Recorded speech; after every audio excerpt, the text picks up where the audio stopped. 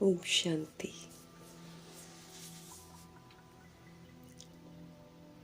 मीठे मीठे परमपिता परमात्मा जी का हम आत्माओं के लिए फरमान है कि अपने देह के मैंपन की पूंछ को जलाओ और बाप समान बनने की सब्जेक्ट में पास विद ऑनर होकर दिखाओ। प्रतिज्ञा करो, निभाओ उसको, मजबूत रहो। बनना ही है, इस दृढ़ता से बनकर दिखाओ। हनुमान बनो, महावीर बनो। ज्वालामुखी याद में रहकर देह के मैंपन की पूंछ को जला दो।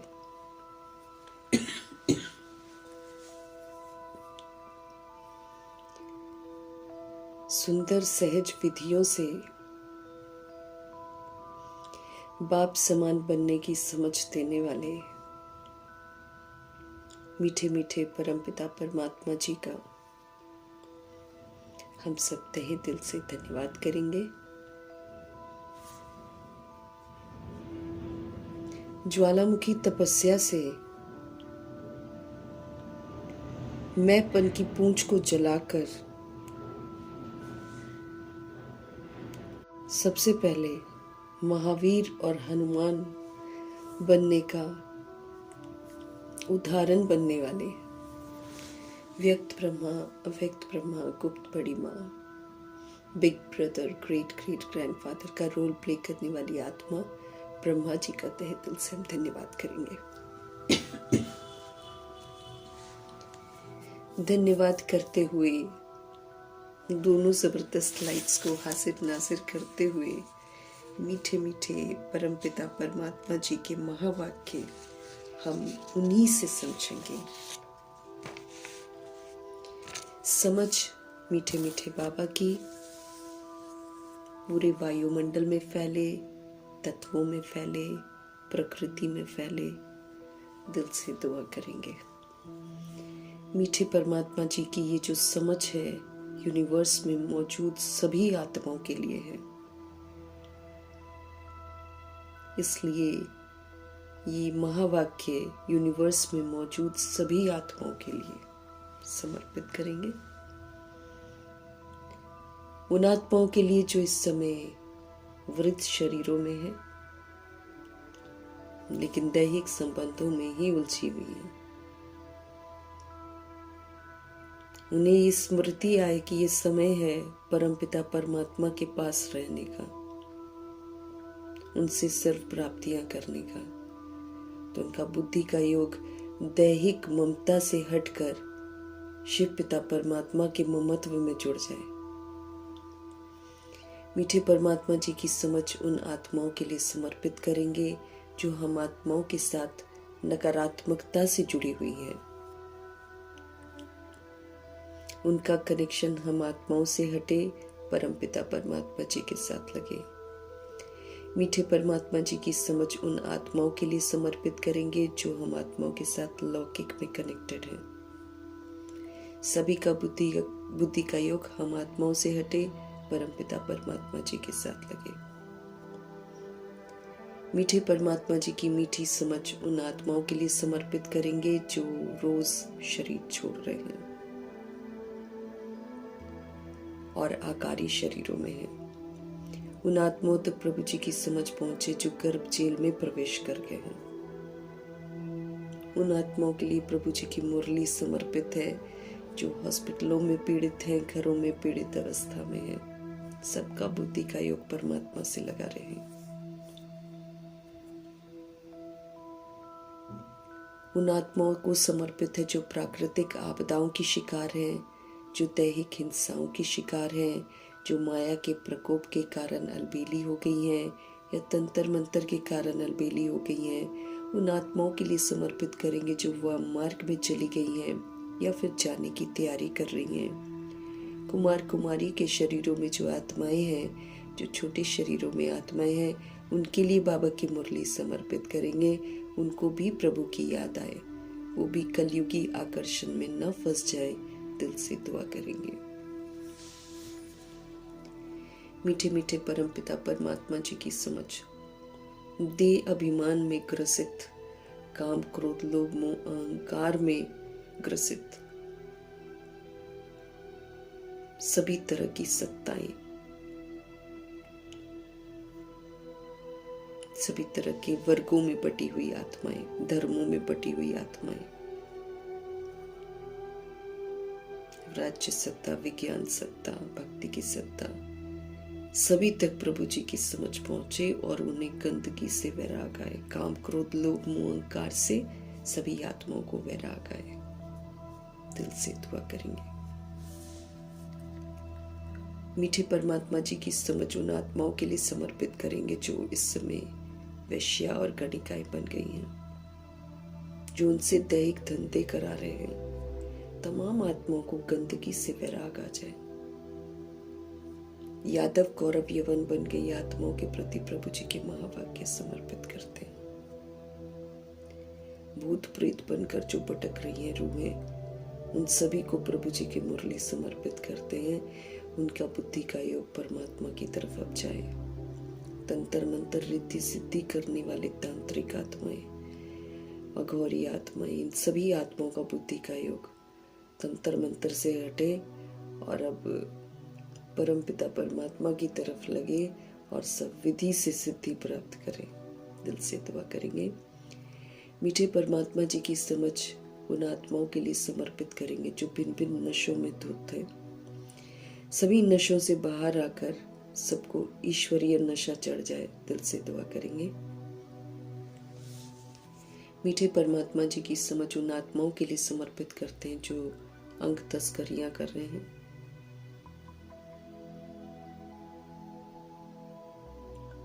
किडनैप कर रहे हैं, जानवरों को भी मार रहे हैं, इंसानों को भी मार रहे हैं, ह्यूमन फ्लैश एनिमल फ्लैश खा रहे हैं। ये दुर्गति में गई हुई जितनी भी आत्माएं हैं सभी तक प्रभु जी की समझ पहुंचे।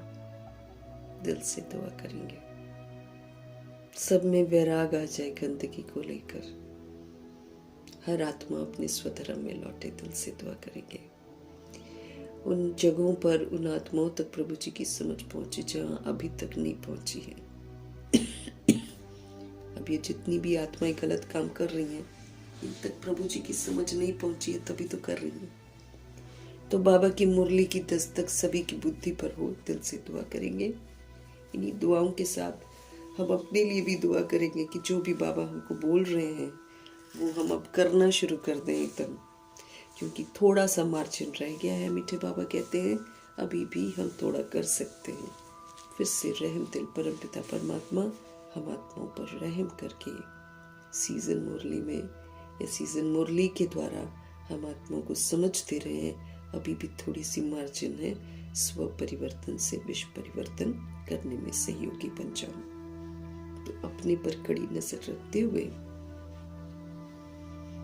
रोज का होमवर्क रोज करते हुए, आत्म अभिमानी होकर कर्म इंद्रियों से पुरुषार्थ कराने वाला सच्चा पुरुषार्थ हम करें, ऐसा बाबा चाहते हैं। ऐसे प्यारे प्यारे बाबा को हाजिर नाजिर करते हुए उनके महावाक्य उन्हीं से समझेंगे। देखते हैं आज हमारे बाबा हम आत्माओं को किस विधि से सुधरने की समझ देते हैं। मीठे मीठे बाबा बोले, मीठे बच्चे, बाप आए हैं तुम्हें रावण के राज्य से लिबरेट करने के लिए और सद्गति देने के लिए। सद्गति है राम राज्य, स्वर्ग, जन्नत। तो परमपिता परमात्मा अपने आने की वजह भिन्न भिन्न विधियों से बताते रहते हैं। तो आज की विधि है कि वो हम आत्माओं को रावण के राज्य से लिबरेट करने के लिए आए हैं। इससे आत्मा रूपी जो सीताएं हैं, जो रावण की शोक वाटिका में है, देह अभिमान में है, उन आत्माओं को रावण के राज्य से लिबरेट करने के लिए आए हैं, मुक्त करने के लिए आए हैं और फिर सदगति देने के लिए आए हैं। इससे लिबरेट होना है और जो सचखंड में जाने की कंडीशंस हैं, उन कंडीशंस को पूरा करना है। नरकवासी बन गई आत्माओं को स्वर्गवासी बनाने के लिए आए हैं। नरकवासी बन गई आत्माओं को स्वर्गवासी बनाने के लिए आए हैं। हम सभी कलयुग में रावण की मत पर चलकर नरकवासी बन गए। अब शिव पिता परमात्मा याद दिला रहे हैं हमको कि वो हमें स्वर्गवासी बनाने के लिए आए हैं, सदगति देने के लिए आए हैं, ताकि हमको याद रहे और हम सभी आत्माएं समझ से रावण रूपी कमी कमजोरियों को यूज न करें, उससे लिबरेट हो जाए और फिर हम स्वर्गवासी बने, सदगति को पाए। मीठे परमात्मा जी का आज की मुरली के द्वारा प्रश्न। बाप ने तुम भारतवासी बच्चों को कौन कौन सी स्मृति दिलाई है? बाप ने तुम भारतवासी बच्चों को, भारतवासी वो जो भारत को स्वर्ग बनाने में मदद करते हैं, सिर्फ वही भारतवासी है। तो बाप ने तुम भारतवासी बच्चों को कौन कौन सी स्मृति दिलाई है? उत्तर है मीठे बाबा का, हे भारतवासी बच्चे, तुम स्वर्गवासी थे। हे भारतवासी बच्चे, तुम स्वर्गवासी थे। आज से 5000 वर्ष पहले ये भारत स्वर्ग था। आज से 5000 वर्ष पहले भारत स्वर्ग था। हीरे सोने के महल थे वहां। तुम सारे विश्व के मालिक थे। धरती और आसमान सब तुम्हारे थे। इतना कुछ देते हैं भगवान। आसमान से आना जाना है, क्योंकि वहां तो कार नहीं होएगा, साइकिल, ये बाइक, ये शोर मचाने वाले ट्रक वगैरह ये सब थोड़ी होते हैं। वहां पुष्पक विमान होते हैं, छोटे छोटे से। 8 साल का बच्चा भी उसको उड़ा सकता है, उससे एक्सीडेंट नहीं होता है। तो बाबा कह रहे धरती भी तुम्हारी, आसमान भी तुम्हारा था। भारत शिव बाबा का स्थापन किया हुआ शिवालय था। 5000 वर्ष पहले वाला जो भारत था वो शिव बाबा का स्थापन किया हुआ शिवालय था। उसको शिवालय कहते थे क्योंकि शिव ने स्थापन किया था। वहां पवित्रता थी, याद दिला रहे हैं उनको। वहां पवित्रता थी। अब फिर से ऐसा भारत बनने वाला है, ये भी बता रहे हैं। 5000 वर्ष पहले जो भारत था वो अब फिर से वैसा बनने वाला है। स्मृतियां दिला रहे हैं। अब जिनको ये स्मृति टच कर जाएगी वो तो फिर ऐसा पुरुषार्थ करने लग जाएंगे शिवालय में जाने का। और जो उस भारत में नहीं थे, सचखंड में नहीं थे, उनको सुनने में आएगा, लेकिन वो पुरुषार्थ नहीं करेंगे।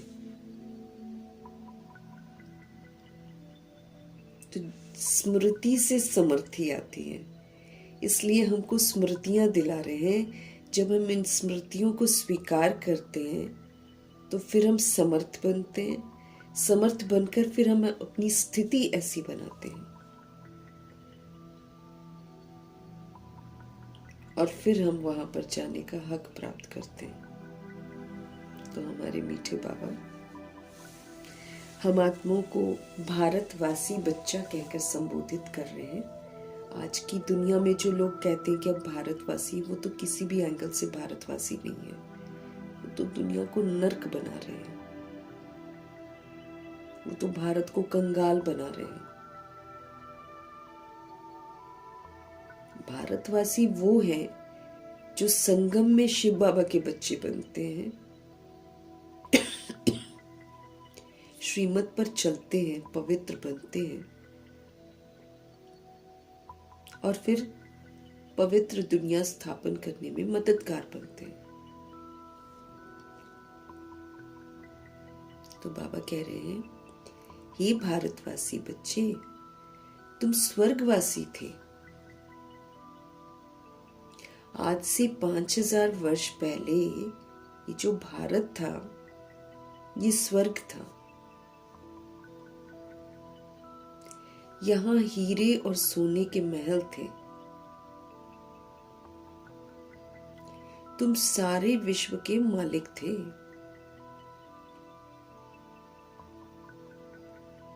ये धरती, ये आसमान सब तुम्हारे थे। भारत शिव बाबा का स्थापन किया हुआ शिवालय था।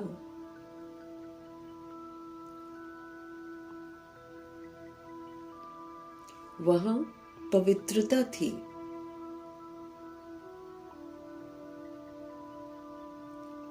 अब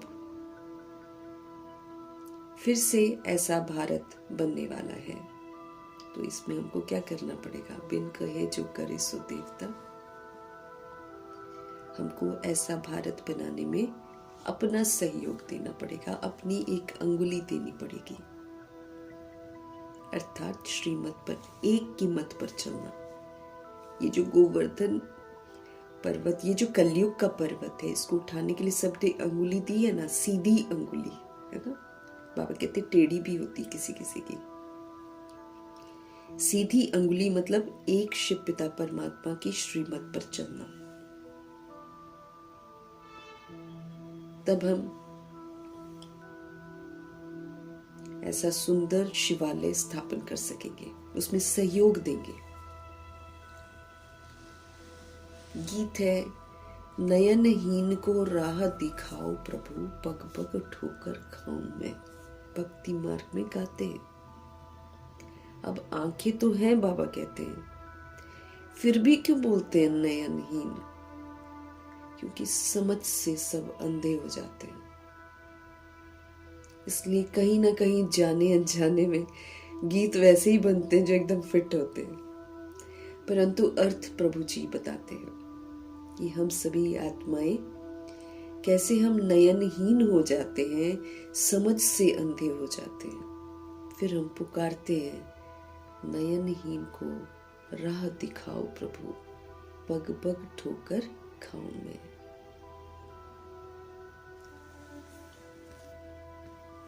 ओम शांति। मीठे मीठे रूहानी बच्चों ने ये गीत सुना। किसने कहा? आत्माओं की रूहानी बाप ने कहा। मीठे मीठे रूहानी बच्चे, है ना, मीठे मीठे रूहानी बच्चों ने ये गीत सुना। आत्मा से बात कर रहे हैं भगवान। किसने कहा? आत्माओं के रूहानी बाप ने कहा। तो रूहानी बाप को रूहानी बच्चों ने कहा कि हे बाबा, उनको ईश्वर भी कहा जाता है। प्यार से तो प्रभु ईश्वर कहते हैं, लेकिन क्या होता है कि भक्ति में जब हम बोलते हैं तो हम नहीं समझते हैं ना, तो फिर उतना वो जो होता है ना प्यार सा वो नहीं रहता। लेकिन जब जान जाते हैं, फिर जब हम ये शब्द भी बोलते हैं ना, तो इसमें अथाह प्यार होता है, समझ होती है। तो शिव बाबा को ईश्वर भी कहा जाता है, पिता भी कहा जाता है। कौन सा पिता? परम पिता। क्यों? क्योंकि बाप तो दो हैं, एक शरीर का बाप है लौकिक, दूसरा आत्मा का बाप है पारलौकिक, वो परम धाम में रहते हैं। लौकिक बाप के बच्चे पारलौकिक बाप को पुकारते हैं। अब शरीर का बाप है, लेकिन फिर भी भगवान को पुकारते हैं, हे बाबा। अच्छा, तो बाबा का नाम शिव, वो तो निराकार पूजा जाता है। मंदिर में सबके शरीरों का जड़ यादगार बना हुआ है, एक निराकार का ही शिवलिंग है। वो भी थोड़ा लंबा थोड़ा बड़ा बना दिया है, क्योंकि बिंदी कैसे बनाएंगे, कैसे समझ में आएगा किसी को बिंदी, इसलिए आकार बड़ा बना देते हैं। 3 लकीरें ड्रॉ करते हैं,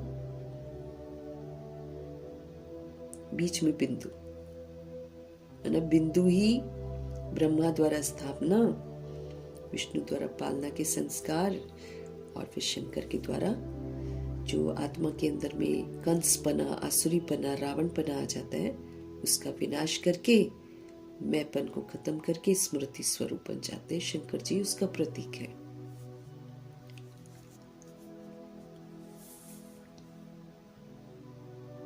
वो निराकार पूजा जाता है, उनको बॉडी नहीं दिखाते हैं। अब पहले हम लोग के दिमाग में कभी आता ही नहीं था, अब बाबा समझ देते हैं तो सच में लगता है भाई जिसने बॉडी ली है उनका यादगार बॉडी के रूप में है, और जिन्होंने बॉडी नहीं ली है उनका निराकार रूप है।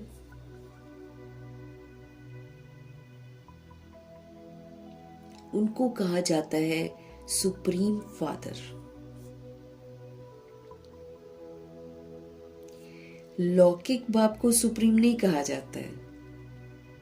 शरीर का जो बाप होता है ना, उनको सुप्रीम नहीं कहा जाता है। ऊंचते ऊंच सभी आत्माओं का बाप एक ही है। ऊंचते ऊंच सभी सोल्स का जो फादर है वो एक ही है। सभी जीव आत्माएं उस बाप को ही याद करती हैं।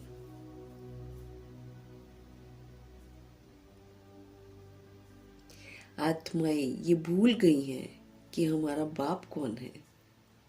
याद करती हैं लेकिन भूल गई हैं कि हमारा बाप कौन है। पुकारते हैं, ओ गॉड फादर, हम नयनहीन को नयन दो तो हम अपने बाप को पहचाने।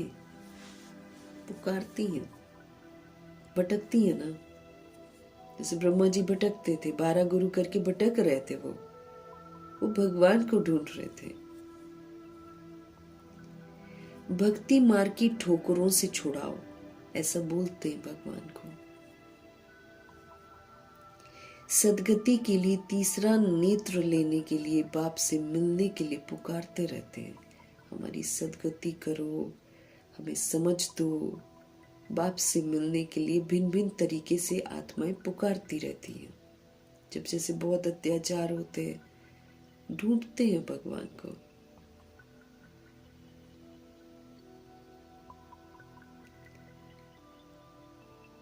पुकारते हैं क्योंकि बाप ही तो कल्प कल्प भारत में आकर भारत को स्वर्ग बनाते हैं। वो आत्मा के अंदर कहीं रहता है, क्योंकि भगवान बकायदा सृष्टि रूपी ड्रामा में आते हैं, कल्प कल्प आते हैं, और फिर भारत में आकर भारत को स्वर्ग बनाते हैं।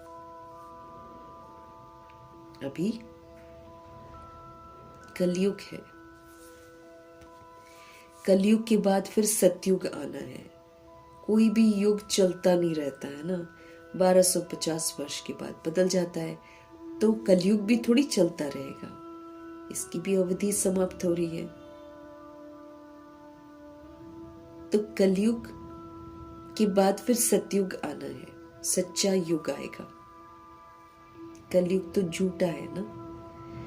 बेहद का बाबा कहते ये है पुरुषोत्तम संगम युग। अब सतयुग आएगा, लेकिन हम सभी कलयुगी बन जाते हैं, तो फिर सतयुग में जाएगा कौन? इसलिए ड्रामा में विधि बनी हुई है कि आखिरी के जो 100 वर्ष रह जाते हैं उसमें भगवान जी ड्रामा में प्रवेश करते हैं। इसमें फिर 16,108.33 करोड़ बच्चे पढ़ते हैं, लेकिन नंबरवार जगते हैं। इसलिए ये जो युग है छोटा सा, ये 100 वर्ष का होता है, क्योंकि आत्मा को परिवर्तन करना है, आत्मा को अपनी खामियों को निकालना है, इसमें समय लगता है। सब अपने अपने पुरुषार्थ करके अपना अपना टाइम लेकर खुद को परिवर्तन करती हैं।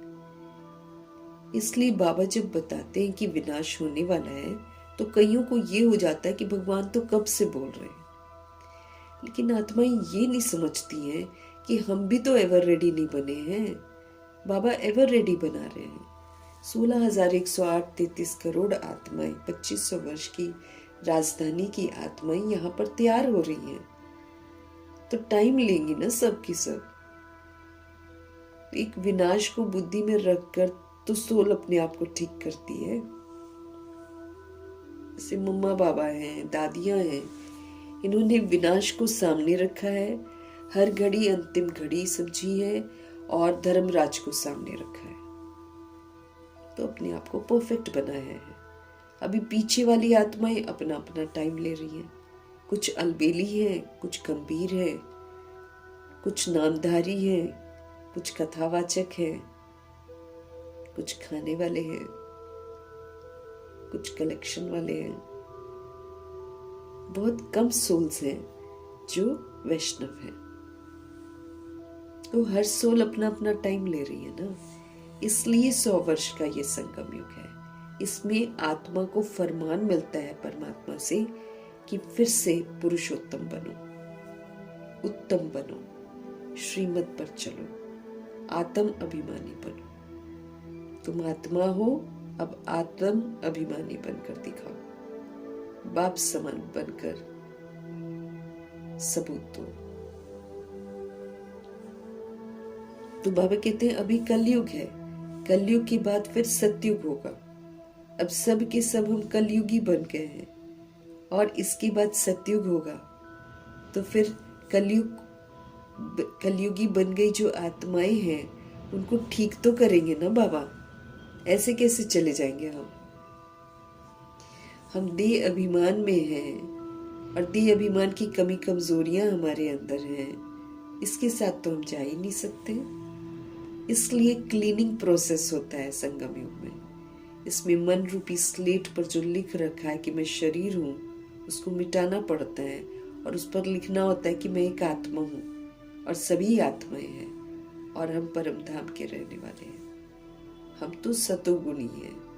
अब ये स्मृतियां हमको रिकॉर्ड करनी है और फिर इन्हीं स्मृतियों के अनुसार जब हम पाठ बजाते हैं, तो जैसे जैसे बजाते हैं वैसे वैसे सतयुग का जो सीट है वो हम खुद ही बुक करते हैं। वहां जाने की सीट, वहां जाने का पासपोर्ट हम खुद लेते हैं यहां से।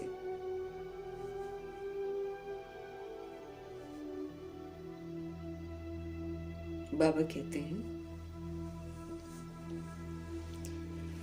सदगति के लिए तीसरा नेत्र लेने के लिए बाप से मिलने के लिए पुकारते हैं, क्योंकि बाप ही कल्प कल्प भारत में आकर भारत को स्वर्ग बनाते हैं। अभी कलयुग है, कलयुग के बाद सतयुग आना है और हम जो बाबा के साथ हैं, हमारे लिए ये पुरुषोत्तम संगम युग है। ये डायमंड एज है। इसमें आत्मा हीरे तुल्य बनती है श्रीमत पर चलकर। बेहद का बाप आकर जो पतित भ्रष्टाचारी बन गए हैं उन्हों को पुरुषोत्तम बनाते हैं। हम सभी आत्माओं के फादर आकर सृष्टि रूपी ड्रामा में जो आत्माएं पतित बन गई हैं, भ्रष्टाचारी बन गई हैं, उन्हों को फिर से पुरुषोत्तम बनाते हैं। ये लक्ष्मी नारायण पुरुषोत्तम भारत में थे। खूबसूरत भारत था जहां पर ये राज्य करते थे। लक्ष्मी नारायण की डिनास्टी का राज्य था, क्योंकि Lakshmi Narayan the first, second, third, 8 गद्दियां चलती हैं लक्ष्मी नारायण जी की। सब मम्मा बाबा नहीं होते हैं, नंबरवार होते हैं।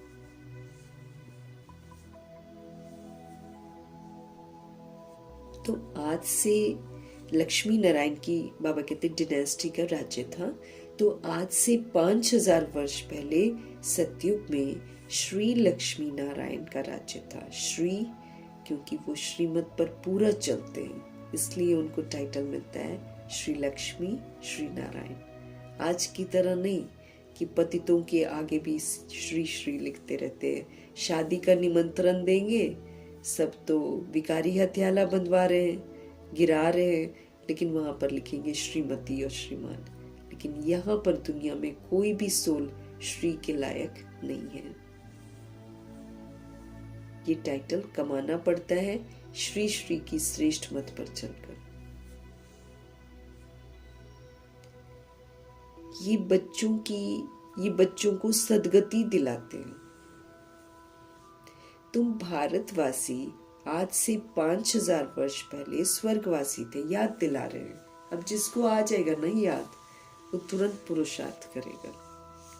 तो बाबा याद दिला रहे हैं, पक्का करा रहे हैं कि आज से 5000 वर्ष पहले स्वर्गवासी थे सारे। स्वर्ग था इस धरा पर, उसमें रहने वाले लोग स्वर्गवासी कहलाते हैं। दुनिया में स्वर्गवासी मतलब कहते हैं मर गया, लेकिन बाबा कहते हैं जन्नत बाबा यहाँ पर स्थापन करते हैं। जो उसमें जाने का क्वालिफिकेशन जो है वो पूरा करता है, वो स्वर्गवासी कहलाता है।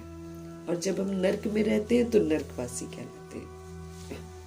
ये बाबा आकर हमको समझाते हैं। फिर याद दिला रहे हैं, स्मृतियां दिला रहे हैं। आज से 5000 वर्ष पहले भारत हेवन था। भारत की बहुत महिमा थी। हीरे सोने के महल थे। इसी को बोलते हैं सोने की चिड़िया, पर समझते नहीं है। अभी तो कुछ भी नहीं है। कहाँ है महल वगैरह? अभी तो कुछ भी नहीं है। उस समय और कोई धर्म नहीं था। हिंदू, मुस्लिम, सिख, ईसाई, ये सब कोई धर्म नहीं था वहां पर। देह समझते ही नहीं थे। उस समय और कोई धर्म नहीं था, सिर्फ सूर्यवंशी ही थे उस समय। सूर्यवंशी घराना था। कौन जाते हैं? जो ज्ञान सूर्य की श्रीमत पर पूरा चलते हैं, वो सूर्यवंशी बनते हैं।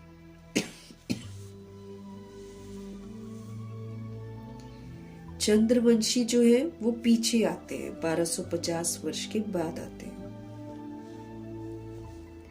शिव बाबा समझाते हैं तुम सूर्यवंशी डिनेस्टी के थे। अब स्मृति दिला रहे हैं कि तुम सूर्यवंशी डिनेस्टी के थे। जिसको इस बात में यकीन आ जाएगा ना, वो सूर्यवंशी बनने का पुरुषार्थ करना शुरू कर देंगे, जैसे मम्मा बाबा ने शुरू कर दिया था। तो बाबा याद दिला रहे हैं, बाप समझाते हैं कि तुम सूर्यवंशी डिनेस्टी के थे। अभी तक भी इन लक्ष्मी नारायण के मंदिर बनाते रहते हैं।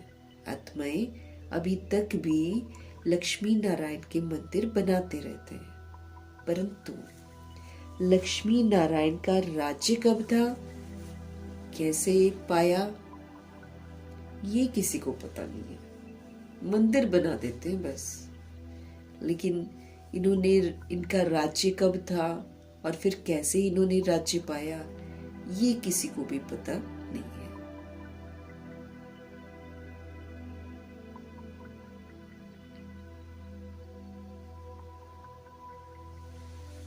बाबा कहते हैं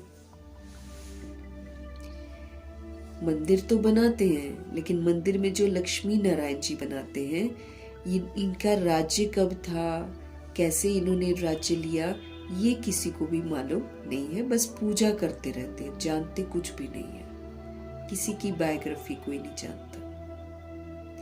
तो जब हम किसी को जानते ही नहीं है और हम उसकी पूजा करते हैं, तो फिर उसको क्या कहा जाता है? ब्लाइंड फेथ, अंधविश्वास। शिव की, लक्ष्मी नारायण की पूजा करते हैं, बायोग्राफी को भी नहीं जानते कि ये कौन है। अभी भारतवासी खुद कहते हैं कि हम पतित हैं, है ना। सोल को अंदर से लगता है कि मैं इम्प्योर हूं। तो बाबा कहते हैं भारतवासी जो भारत को कभी स्वर्ग बनाते हैं ना, उनको लगता है अपने अंदर में कि हम पतित हैं, जैसे ब्रह्मा जी को लगता था। हम पतितों को पावन बनाने वाला बाबा आओ, ऐसे पुकारते हैं।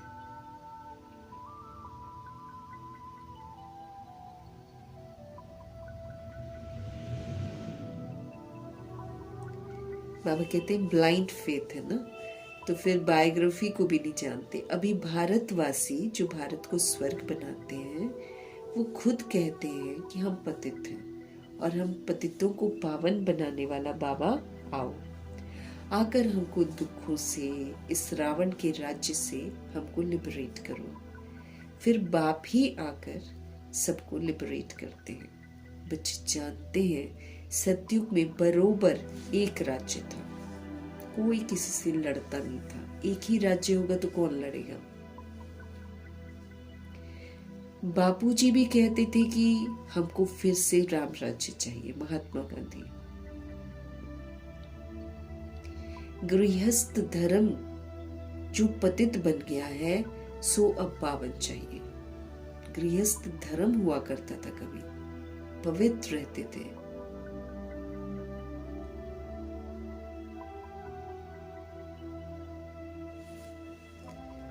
बाबा कहते हैं, बापूजी भी कहते थे, महात्मा गांधी भी कहते थे कि हमको फिर से राम राज्य चाहिए। गृहस्थ धर्म जो पतित बन गया है ना, सो अब पावन चाहिए। हम स्वर्गवासी बनना चाहते हैं। ऐसी फीलिंग उन आत्माओं के अंदर आती है जो भारत को, जिन्होंने स्वर्ग बनाया था, कल पहले मदद करी थी। गृहस्थ धर्म जो पतित बन गया है, सो पावन चाहिए। हम स्वर्गवासी बनना चाहते हैं। अभी नरकवासियों का क्या हाल हो गया है, देख रहे हो ना। इसको कहा जाता है हेल, इसको कहा जाता है डेविल वर्ल्ड, शैतान। सब शैतान हो गए हैं।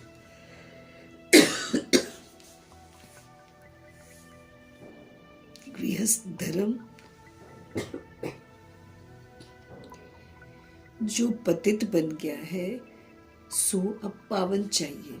ऐसा फीलिंग अंदर आता है उन सोल्स के जो सूर्यवंशी आत्माएं, जिन्होंने कल पहले भारत को स्वर्ग बनाया ना, उनको एक लिमिट के बाद वैराग आना शुरू हो जाता है, जिसमें सबसे पहले ब्रह्मा जी।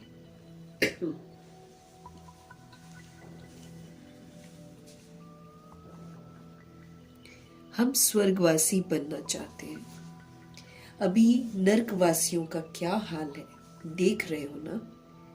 ये जो दुनिया है, इसको कहा जाता है हेल, नरक है। ये डेविल वर्ल्ड बन गया है। शैतान धर्म के नाम पर भी शैतानी करते हैं, राज्य के नाम पर भी शैतानी करते हैं, भक्ति के नाम पर भी शैतानी करते हैं, और विज्ञान के नाम पर भी शैतानियां करते हैं। पंडित ही अंदर में, बड़े बड़े मंदिरों के पंडित पकड़े जा रहे हैं। या तो लोभी बन जाते हैं या कामी बन जाते हैं। तो जो धर्म है, उसकी आड़ में भी सब गलत काम कर रहे हैं, और राज्य की आड़ में भी सब गलत काम कर रहे हैं। सब काम, क्रोध, लोभ, मोह, अहंकार से ग्रसित हो गए।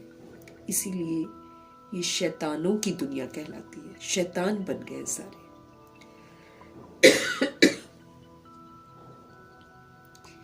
इसको डेविल वर्ल्ड कहा जाता है।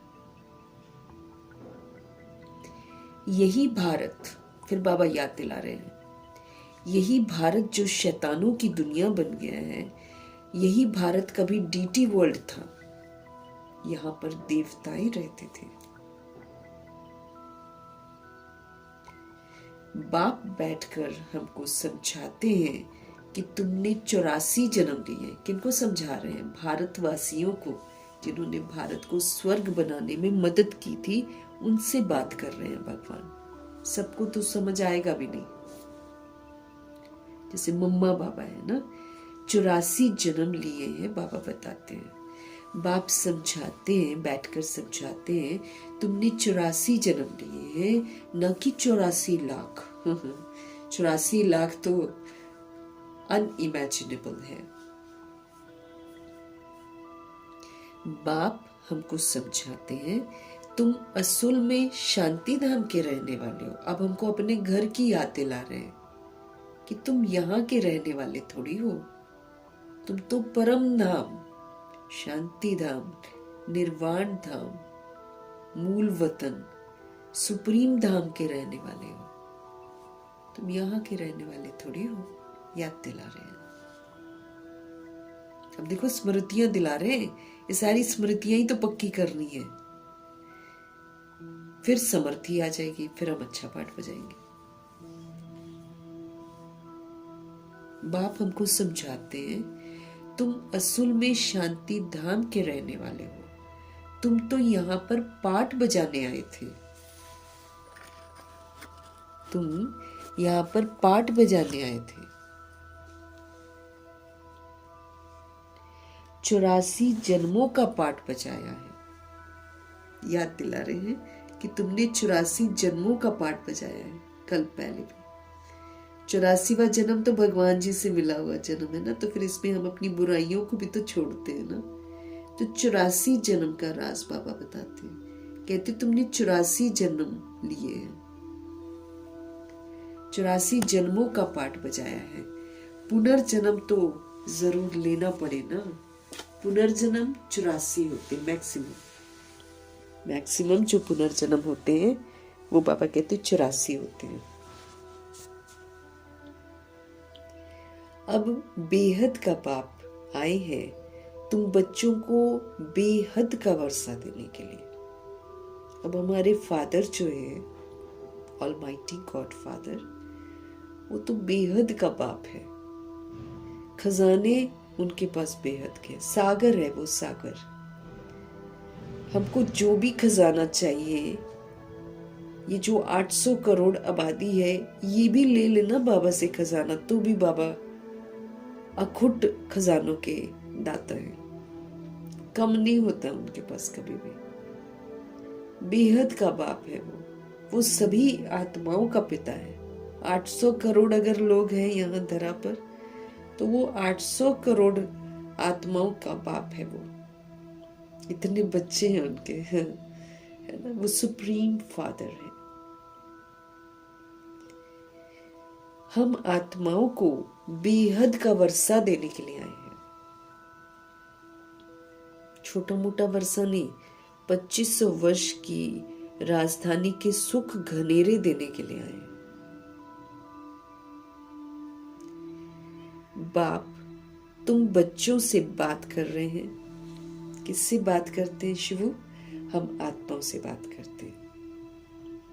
और सत्संगों में मनुष्यों को भक्ति मार्ग की बातें सुनाते रहते हैं। अपने आप लिखी हुई बातें अपने खुद इधर उधर सुनाते रहते हैं। अभी दंत कथाएं सारी की सारी हैं। बाकी के जितने सत्संग हैं वहां पर देधारियों को भक्ति मार्ग की बातें सुनाते रहते हैं। आधा कल्प भारत जब स्वर्ग था तो एक भी पतित नहीं था।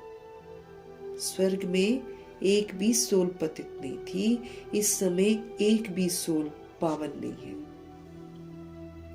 कलयुग में एक भी सोल पावन नहीं। जो पावन बन गए उन्होंने बॉडी छोड़ दी, वो तो नहीं है फिर यहाँ पर, है ना। तो इस दुनिया में कोई भी प्योर नहीं है। हम भी जब तक बॉडी में है तब तक हम प्योर थोड़ी है। संपूर्ण प्योरिटी की बात कर रहे हैं भगवान जी। तो जब संपूर्ण पवित्र बनेंगे बॉडी छोड़ देंगे हम।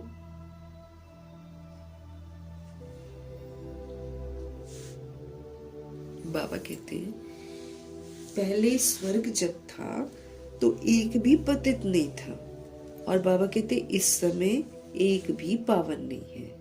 ये है ही पतित दुनिया। गीता में श्री कृष्ण भगवान वाच लिख दिया है।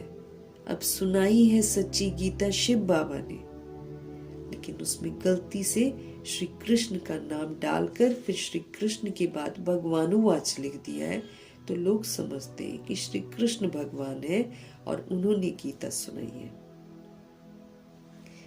उसने तो गीता सुनाई नहीं, बाबा कहते कृष्ण ने तो नहीं सुनाई।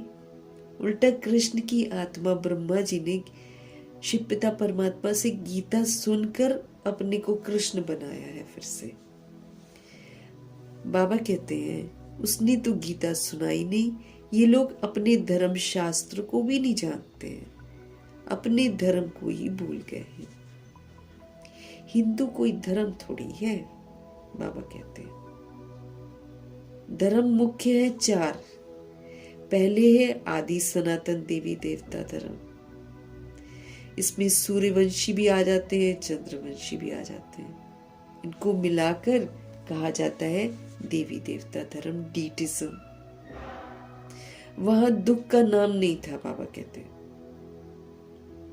वहां दुख का नाम नहीं था। 21 जन्म तो तुम सुखधाम में थे, फिर रावण राज्य आया, भक्ति मार्ग फिर शुरू होता है।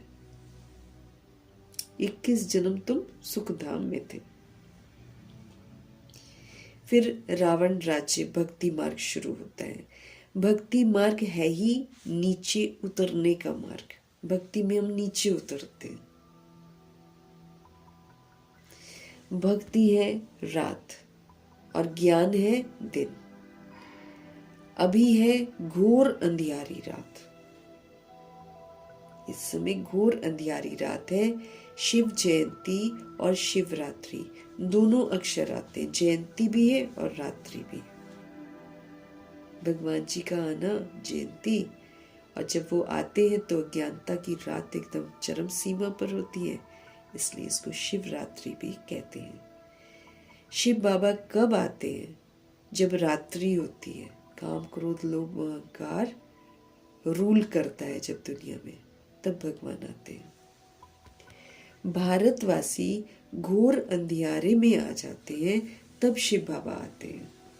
गुड़ियों की पूजा करते रहते हैं, फोटोएं रखते हैं, मूर्तियां रखते हैं। इसको बाबा गुड़ियों की पूजा कहते हैं। जानते भी नहीं है उसको, हाँ, उसकी असलियत तो जानते नहीं है, फिर उसकी मूर्तियां बनाकर उसकी पूजा करते हैं।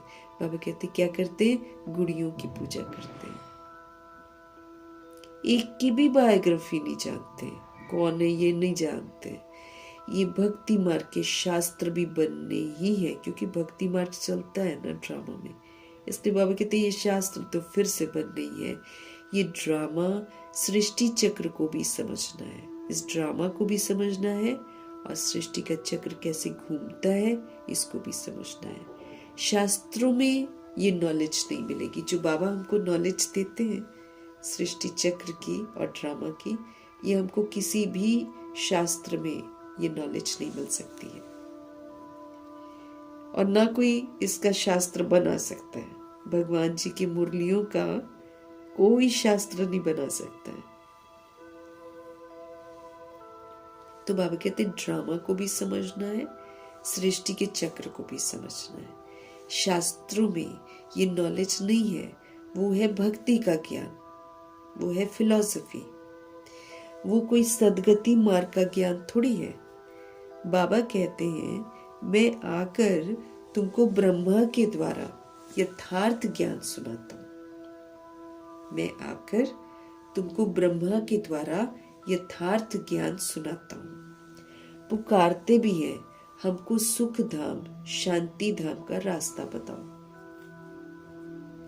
बोलते हैं भगवान को, जिन्होंने देखा होता है ना सुख धाम, अनुभव किया होता है, उनके मन में आता है कि हमको सुख धाम और शांति धाम का रास्ता बताओ। बाप कहते हैं आज से 5000 वर्ष पहले सुख धाम था जिसमें तुम सारे विश्व पर राज्य करते थे।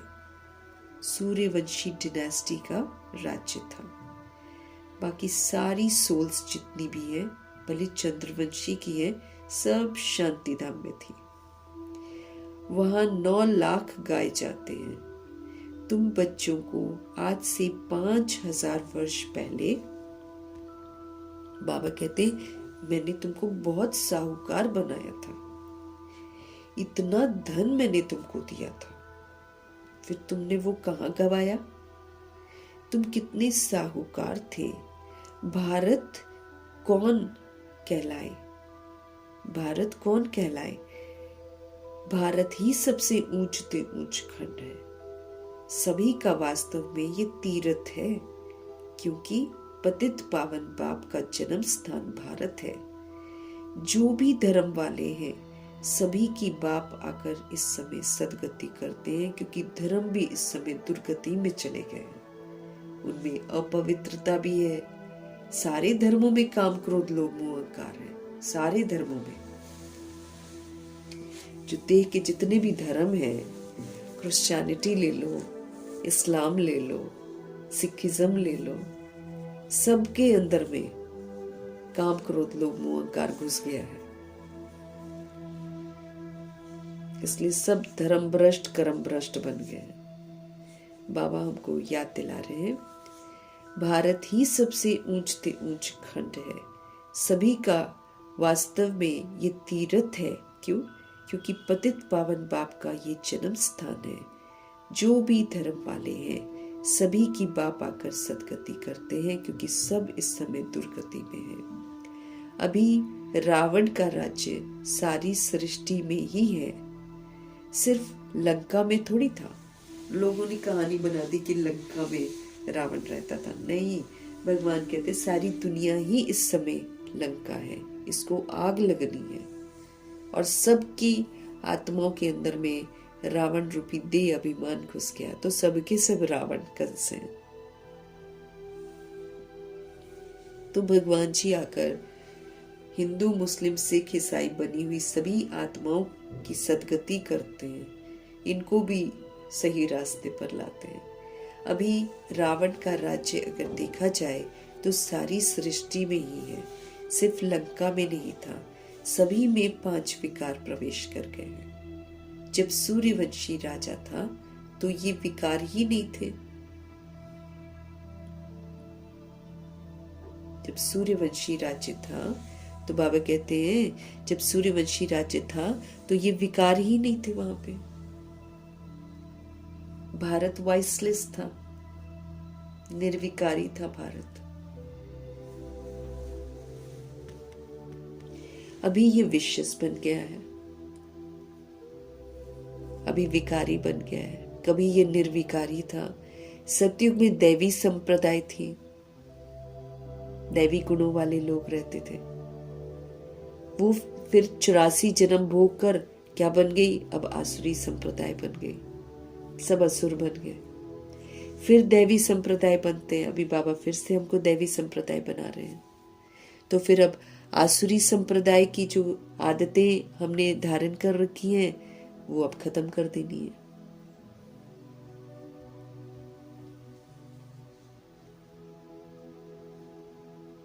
अभी हम सब फिर से दैवी संप्रदाय बनते हैं। भारत बहुत साहूकार था, अब गरीब बना है, इसलिए भीख मांग रहा है। बाप कहते हैं तुम कितने साहूकार थे, तुम्हारे जैसा सुख तो किसी को मिल ही नहीं सकता है। बाबा कहते हैं कि तुम तो कितने साहूकार थे, तुम्हारे जैसा सुख तो किसी को भी मिल नहीं सकता है। तुम तो सारे विश्व के मालिक थे, धरती आसमान सब तुम्हारे थे। बाप हमको स्मृति दिलाते हैं कि भारत शिव बाबा का स्थापन किया हुआ शिवालय था, वहां पवित्रता थी। उस नई दुनिया में देवी देवताएं राज्य करते थे।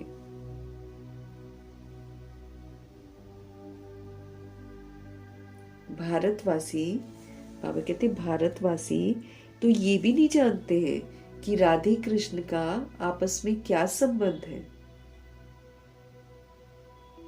दोनों अलग अलग राजधानी के थे और यहाँ पर क्या दिखा देते हैं, दोनों अलग अलग राजधानी के थे। फिर जब स्वयंवर होता है उसके बाद इनके नाम चेंज होते हैं और ये लक्ष्मी नारायण कहलाते हैं।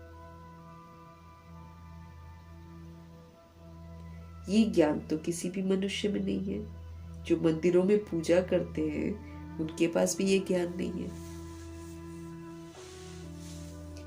परमपिता परमात्मा ही तो ज्ञान के सागर है। वही तुम्हें ये रूहानी ज्ञान देते। ये रूह है जो पुनर्जन्म लेती है और पाठ बजाती रहती है। तो ये रूह का ज्ञान है, ये स्पिरिचुअल नॉलेज है।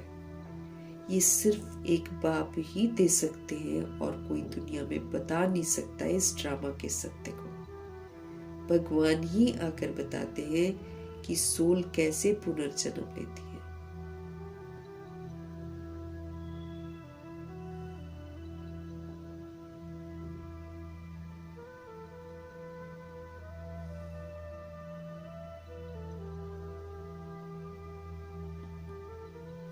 बाबा कहते हैं,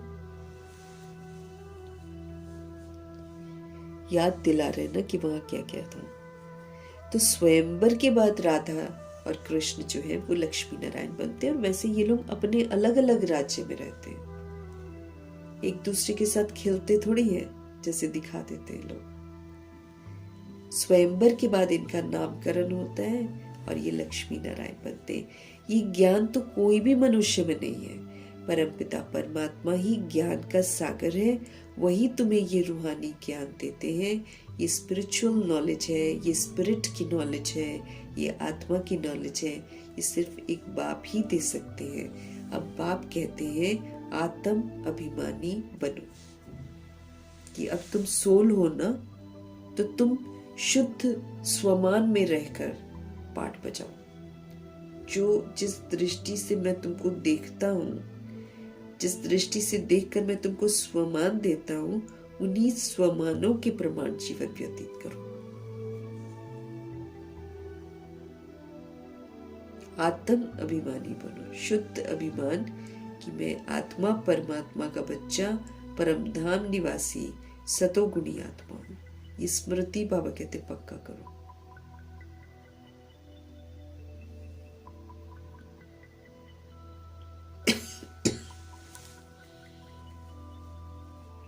आत्म अभिमानी बनो। कल भी बाबा ने बोला ना, सच्चा पुरुषार्थी कौन है?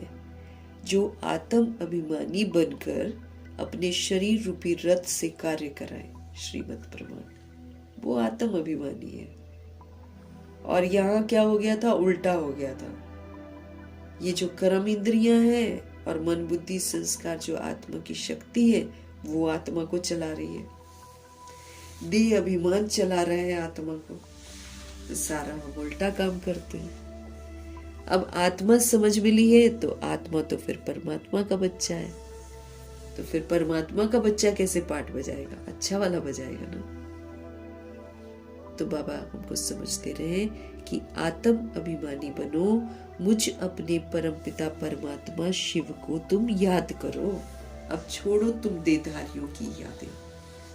अब तुम एक तो समझो अपने को आत्मा, और दूसरा फिर तुम मुझे याद करो।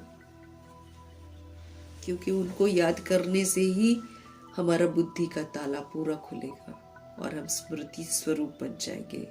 उनको याद करने से हमको स्व परिवर्तन करने की ताकत मिलेगी।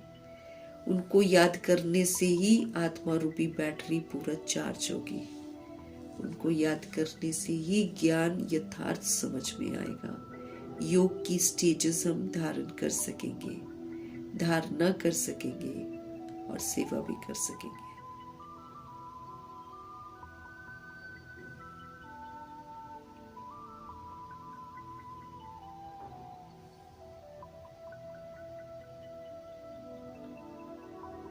बाबा कह रहे हैं मुझ अपने परमपिता परमात्मा शिव को याद करो, याद से ही तुम सतो प्रधान बनेंगे।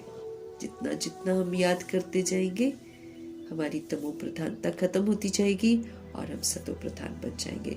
तुम यहाँ आते ही हो क्यों? मनुष्य से देवता बनने के लिए। फिर बता रहे हैं कि हम क्यों आए हैं, ताकि हम वो करें ना जिसके लिए हम आए हैं। तो बाबा कहते तुम यहाँ मेरे पास आते ही हो मनुष्य से देवता बनने के लिए, पतित से पावन बनने के लिए।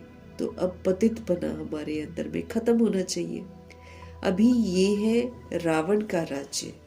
भक्ति मार्ग में रावण राज्य शुरू होता है। भक्ति मार्ग में रावण का राज्य शुरू होता है। 2500 वर्ष जो हम इसमें आ जाते हैं ना, द्वापर युग कलयुग में। तो बाबा कहते हैं अभी ये है रावण का राज्य। भक्ति मार्ग में रावण राज्य शुरू होता है। रावण ने कोई एक सीता को थोड़ी चुराया है। हाँ, वो तो सारी आत्माओं को चुरा रखा है, उसने अपने कब्जे में कर रखा है। वर्ल्ड की सारी सोल्स को रावण ने, सारी आत्माओं को शोक वाटिका में बंद कर रखा है। सब में देह अभिमान घुस गया है, सब में काम क्रोध लोभ मोह अहंकार घुस गया है। तो रावण ने अब रामायण जो वाल्मीकि ने लिखी है उसमें तो एक सीता को दिखा देते हैं और वो एक सीता को उठा के ले जाता है, लेकिन यहाँ तो सारी आत्माएं ही सीता है। अब हमको पता चलता है ना कि रावण कोई आकार नहीं है, रावण तो सूक्ष्म विकार है जो हम आत्माओं की बुद्धि में घुस जाता है। उसको देह का अभिमान कहते हैं। तो देह अभिमान हमारी बुद्धि में घुस जाता है, फिर काम क्रोध लोभ मोह अहंकार हमारी बुद्धि में घुस जाता है। तो अभी एक सीता थोड़ी है, सभी आत्माओं के अंदर रावण जी विराजमान है।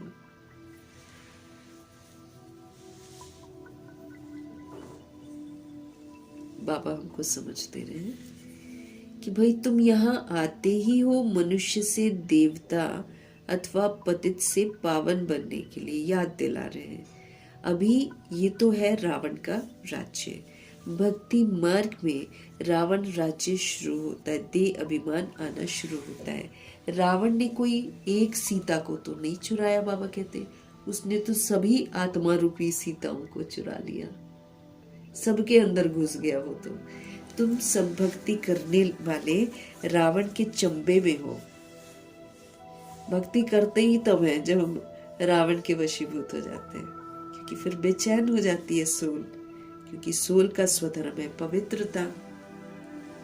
अब वो करने लग जाती है अपवित्र कर्म, फिर दुखी होती है, परेशान होती है, फिर सोचती कहाँ से राहत मिले। तो भिन्न भिन्न रूपों से भगवान को याद करना शुरू कर देती है। समझ नहीं होती है, इसलिए लिंक जुड़ता नहीं है, प्राप्तियां होती नहीं है।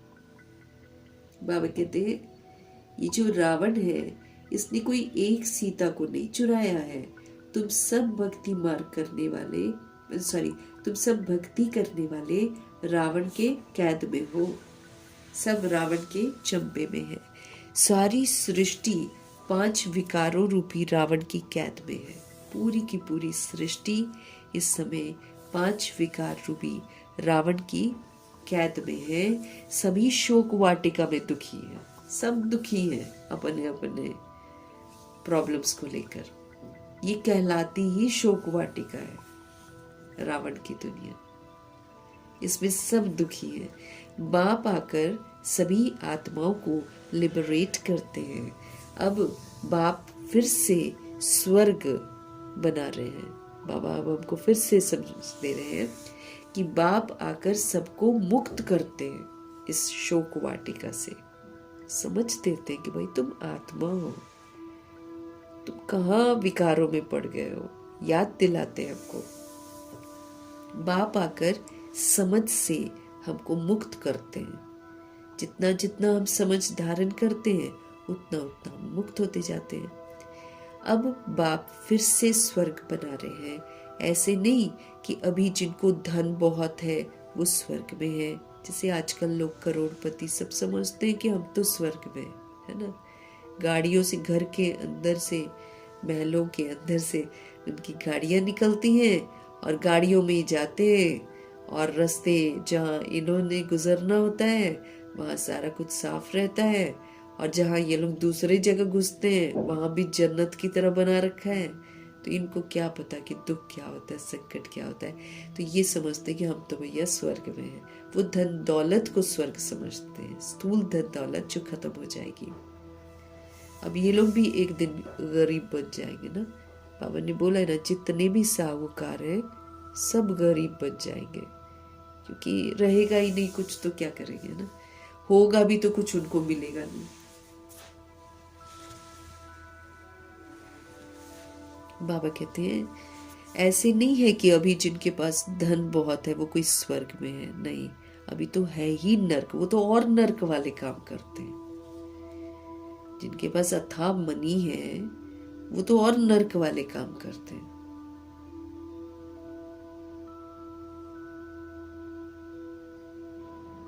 बाबा कहते वो स्वर्ग में, वो अपने आप को समझते जरूर है कि हम स्वर्ग में है ना।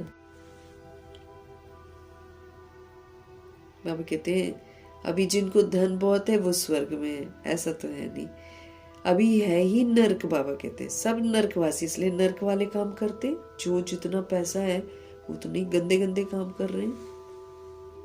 बुद्धि भ्रष्ट हो जाती ना, पैसा बुद्धि को भ्रष्ट कर देता है, लोभी बना देता है, कामी बना देता है। सभी पतित हैं इसलिए गंगा में जाकर स्नान करते हैं। सोचते हैं गंगा में स्नान कर लेंगे तो हमारे पाप धुल जाएंगे।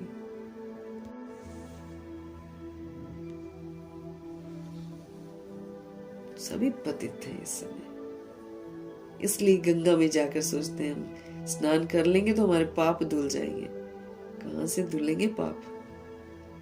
समझते हैं गंगा पतित पावनी है, परंतु पावन तो कोई बनता ही नहीं है। बाबा कहते हैं नहा कर फिर वही गंद करते हैं, सारे के सारे काम क्रोध लोभ मोह अहंकार के वशीभूत रहते हैं। सारे देह अभिमान वही का वही बरकरार रहता है, बल्कि और बढ़ जाता है।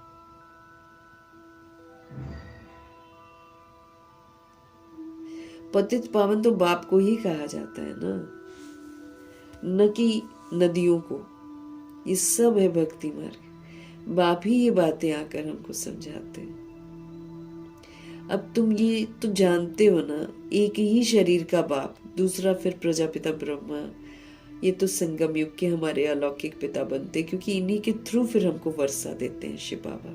डायरेक्ट नहीं देते हैं, ब्रह्मा जी के थ्रू देते हैं, क्योंकि दादा शिव बाबा फिर ग्रैंडफादर बनते। ग्रैंडफादर के पास अथाह प्रॉपर्टी है, तो वो प्रजापिता ब्रह्मा के पास नहीं है। प्रजापिता ब्रह्मा भी लेते हैं और फिर प्रजापिता ब्रह्मा के थ्रू शिव बाबा हमको देते हैं, क्योंकि ये अव्वल नंबर का बच्चा है ना, ये डायरेक्ट संपर्क में शिव बाबा के रहते हैं, फिर इनके थ्रू हमको मिलता है। तो बाबा क्या बोल रहे हैं हमको, एक होता है शरीर का फादर, दूसरा फिर प्रजापिता ब्रह्मा अलौकिक बाप, ये सिर्फ संगम युग पर होते हैं, और फिर पारलौकिक बाप, वो तो सदा ही हमारे बाप है। 3 बाप है इस समय, शिव बाबा, प्रजापिता ब्रह्मा द्वारा ब्राह्मण धर्म स्थापन होता है, और ब्राह्मणों को देवता बनाने के लिए फिर बाबा हमको राजयोग सिखाते हैं, क्योंकि बिना राजा बने हम अपनी कर्म इंद्रियों को कायदे से चला ही नहीं सकते। और फिर राजा बनना है, आत्मा राजा है ना, तो वो तो ब्रिकुटी में सबसे ऊपर है ना। जब हम वो वाली सीट पर हो जाते तो फिर हमारा कनेक्शन ऊपर रहता है। जब हम आंखों के नीचे आते तो फिर हमारे नीचे बॉडी की तरफ ध्यान जाता है। तो हम सब कौन है, सोल्स हैं, ब्रिकुटी में विराजमान होते हैं। ब्रिकुटी पर जब हम अपनी सीट पर विराजमान हो जाते हैं स्मृति से, तो फिर हमारा कनेक्शन ऊपर जाता है, नीचे नहीं आता है, क्योंकि कर्म इंद्रियां उससे नीचे है। फिर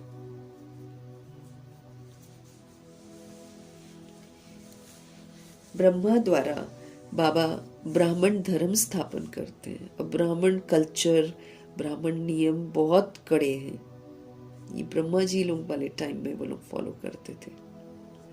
ब्राह्मणों को देवता बनाने के लिए बाबा राजयोग सिखलाते कि भाई तुम अब राजा बनो, और फिर अपनी कर्म इंद्रियों को कायदे से चलाओ। बिना राजा बने तो कर्म इंद्रियां सुनती नहीं है, और राजा बनने से ही अपना योग परमात्मा के साथ लगता है। फिर आत्मा समझते हैं तो योग लगता है, नहीं तो नहीं लगता है। तो बाबा कहते हैं फिर राजयोग सिखलाते। एक ही बार बाप आकर आत्माओं को राजयोग सिखलाते हैं। आत्माएं पुनर्जन्म लेती हैं। आत्मा ही कहती है मैं एक शरीर छोड़कर दूसरा लेती हूँ। बाप कहते हैं अपने को आत्मा समझ मुझ बाप को याद करो तो तुम पावन बनेंगे। भगवान जी फिर हमको समझ देते हैं कि आप क्या करो, आप अपने को आत्मा समझकर मेरे को याद करो, तब जाकर तुम प्योर बनोगे। और कोई रास्ता नहीं प्योर बनने का। कोई भी देहधारी को अब याद मत करो, क्योंकि सारे देहधारी पतित हैं। उनको याद करने से हम नीचे गिरेंगे, मोह आएगा, है ना। तो फिर अटैचमेंट जब होती है तो क्या होता है, सोल नीचे गिरती है अटैचमेंट में, अगले के अधीन होती है। बाबा कहते हैं अब आप आत्मा हो, इसलिए आप अपने को आत्मा समझो और मुझ बाप को अब आप याद करो तो तुम प्योर बनोगे। हम अगर कोई भी देहधारी को याद करेंगे तो फिर हम अपवित्र बनेंगे, क्योंकि कामी, क्रोधी, लोभी, मोह वाले बन जाते हैं ना। फिर हम लोग अहंकारी, तो पतित हो गए ना फिर हम। अभी ये जो है ये है मृत्यु लोक का अंत। द्वापर युग, कलयुग मृत्यु लोक है। चलो द्वापर युग में तो 100 वर्ष बॉडी रहती थी, मृत्यु लोक में तो पता ही नहीं है, क्योंकि पाप करते हैं ना ज्यादा, इसलिए जल्दी जल्दी जन्म लेते हैं। क्योंकि गर्भ जेल सजा है ना, यहाँ पर कलयुग में गर्भ में जाना सजा है। उल्टे काम करते हैं इसलिए फिर उल्टे अंदर लटकते हैं, फिर सजा भुगतते हैं। ये मृत्यु लोक है।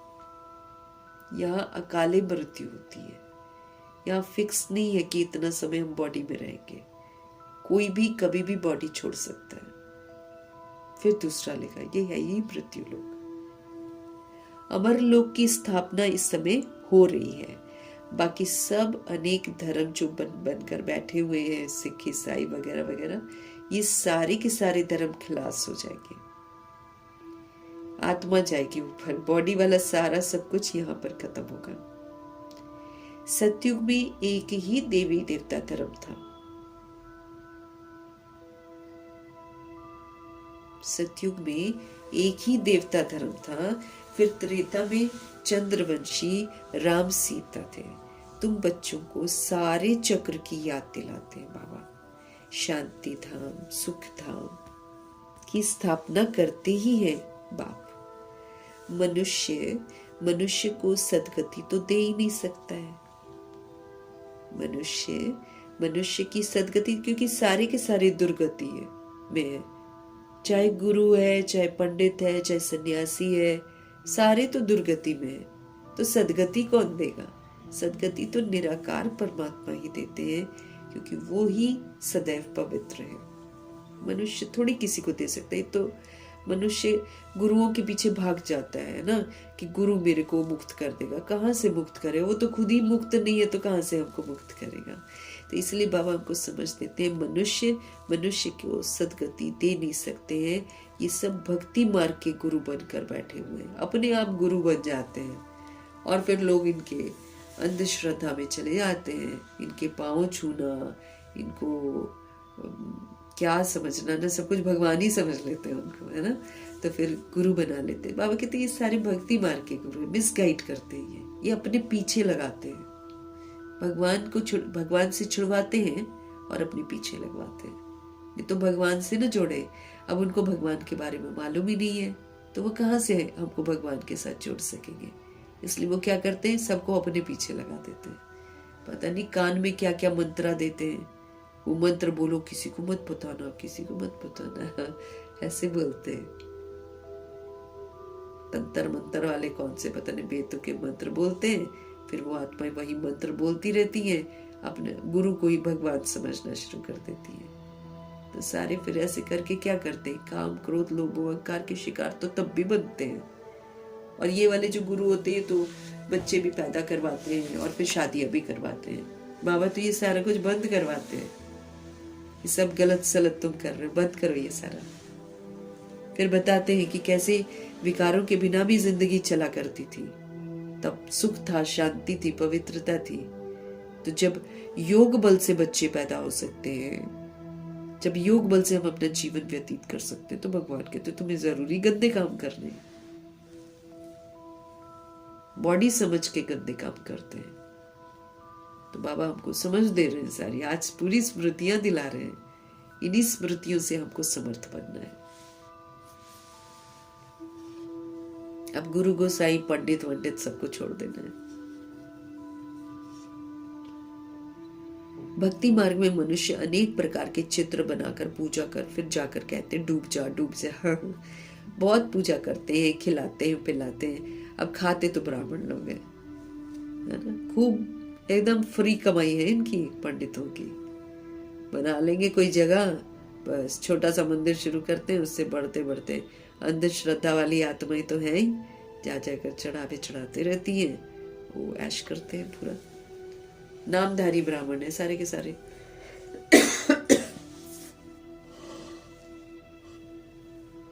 भक्ति मार्ग में मनुष्य क्या करता है, अनेक प्रकार के चित्र बनाकर पूजा करके फिर जाकर कहते डूब जा डूब जा। बहुत पूजा करते हैं, खिलाते पिलाते हैं। अब बाबा कहते खाते तो ब्राह्मण लोग ही हैं। अब जाकर मंदिर में चढ़ा रहे हो आप, ये चढ़ा दिया वो चढ़ा दिया, कौन खा रहा है? पंडित ही तो लेकर जाता है सारा, अपना खाता है। अभी ये जो आते हैं शनि का तेल लेने के लिए, क्या करते हैं? ये तेल क्यों तेल? और सारे लोग क्या करते हैं, अपना मुखड़ा देखते हैं तेल में, या फिर अपने सिरों से घुमा घुमा के तेल दे देते हैं। अब वो इतना सारा उसमें भर भर के लेकर जाते हैं। क्या करते हैं ये लोग? बस ये जो खुला तेल बिकता है, कई लोग खुला तेल, गरीब लोग तो खुला तेल ही लेते हैं ना, वो इतना दे दो इतना, तो उसको पॉलिथीन में डाल कर देते हैं। ये क्या है? यही वाला तो है। इसी को छान छून के देते हैं। बोलो अब यही तेल लोग खाएंगे तो क्या होगा? बीमारी तो होगी, और क्या होगा? किस वृत्ति दृष्टि सिद्धांत करते हैं? क्यों कलेक्ट कर रहा है वो? ऐवी नहीं कलेक्ट करते ये लोग। ऐसे ये गाय के लिए रोटी, गाय को थोड़ी खिलाते हैं ये लोग। एक गाय बांध रखी होती है और एक वो होता है उसका रिक्शा, गीत लगाए होते हैं कृष्ण के और राधे के। चलो जी, लोग अंधश्रद्धा में पूरा उसको रोटियां देते हैं, गाय को थोड़ी खिलाते हैं। पूरा उसका पाउडर बनाते हैं, उसकी हॉर्लिक्स बनाकर बेचते हैं। एकदम झूठ खंड कलयुग है, एकदम गिरा हुआ युग है ये। जानवर तो बेचारे भूखे रहते हैं।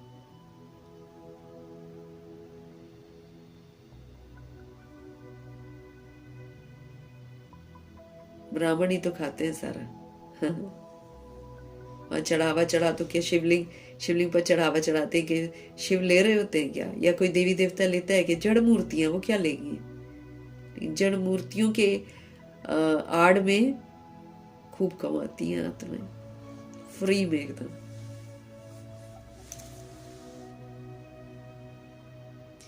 इसको कहा जाता है गुड़ियों की पूजा। मूर्तियां क्या है? गुड़िया। न उनमें जान है, न वो हमारी बात सुनती है। यादगार बने हुए बस ड्रामा में। उन्हीं यादगारों की आड़ में ये तंत्र मंत्र वाले भूत प्रेत आत्माओं को वहां पर बिठा लेते हैं। वो फिर भूत प्रेत आत्माएं उनको बताते रहते हैं, ऐसा ऐसा ये आदमी के साथ ऐसा हो रहा है, ऐसा हो रहा है। बताते हैं, पैसा कमाते हैं, रिद्धि सिद्धियां करते हैं लोग।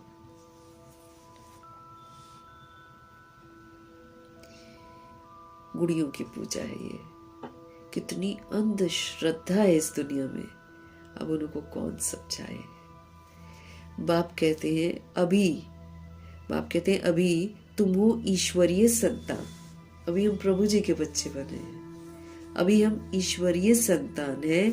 तुम अभी बाप से राजयोग सीख रहे हो, भगवान जी से हम राजयोग सीख रहे हैं। ये राजधानी स्थापन हो रही है, प्रजा तो बहुत बननी है। कोटों में कोई राजा बनते, राजा सब नहीं बनते। सतयुग को कहा जाता है फूलों का बगीचा। अब ऐसे सुंदर बगीचे में जाने के लिए भगवान जी कहते हैं कि दैवी गुणों को धारण करो। जब हम दैवी गुणों को धारण करेंगे तब हम फूल बनेंगे और तब फूलों के बगीचे में प्रवेशता मिलेगी। अभी है कांटों का जंगल, हम सभी आत्माओं के अंदर रावण रूपी कांटा घुस गया है। उस रावण रूपी कांटे से बहुत छोटे छोटे कांटे निकल आते हैं, तो फिर हम चुभते हैं दूसरों को, संकल्पों के द्वारा, बोल के द्वारा और कर्मों के द्वारा। अभी रावण राज्य जो है, बाबा कहते अब ये बदल रहा है, ये थोड़ी चलता रहेगा। बाबा कहते अब ये बदल रहा है, ये विनाश होना ही है।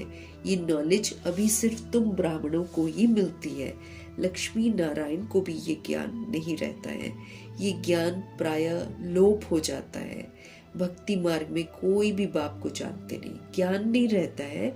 लेकिन ज्ञान को प्राप्त करने वाली जो आत्माएं हैं, जो प्रारब्ध बनाती हैं, उनके यादगार बन जाते हैं, कि जो होकर गए ना उनका यादगार बन जाता है। तो बाबा कहते हैं ये ज्ञान प्रायः लोप हो जाता है।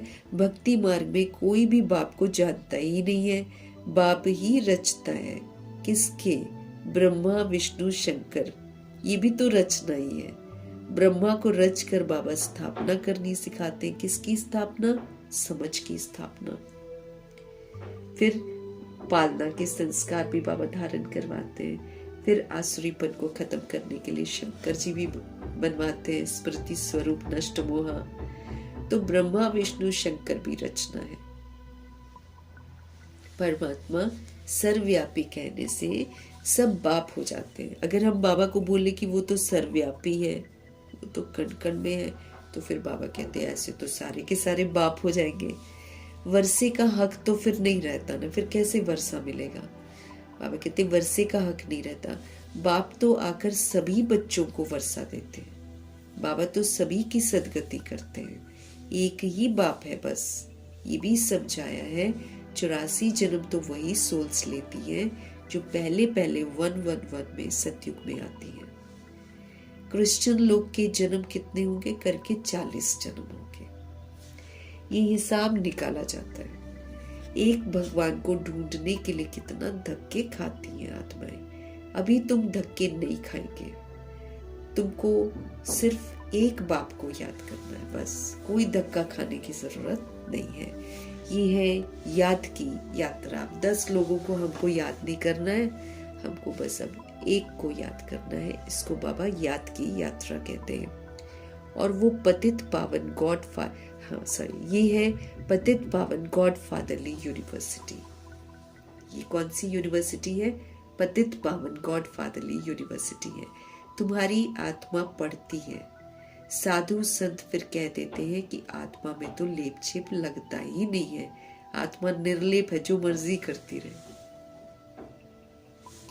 अरे आत्मा को ही तो कर्मों के अनुसार दूसरा जन्म लेना पड़ता है। बाबा कहते हैं आत्मा को ही तो लेप छेप लगता है। फिर जैसे कर्म करती है उसी कर्म के अनुसार उसको फिर दूसरा जन्म लेना पड़ता है। आत्मा ही है ना अच्छा व बुरा काम करती है। आत्मा ही अच्छा व बुरा काम करती है। इस समय तुम्हारा कर्म विकर्म होता है। जब हम देह भान में कोई कर्म करते हैं तो हम पाप कर्म करते हैं। सतयुग में कर्म अकर्म होते हैं, क्योंकि वहां पर आत्मा समझकर पाठ बजाते हैं। अब वो वाले संस्कार हम संगम युग में बनाते हैं, फिर यहाँ से हम लेकर जाते हैं। हमारे अकर्म कब होंगे?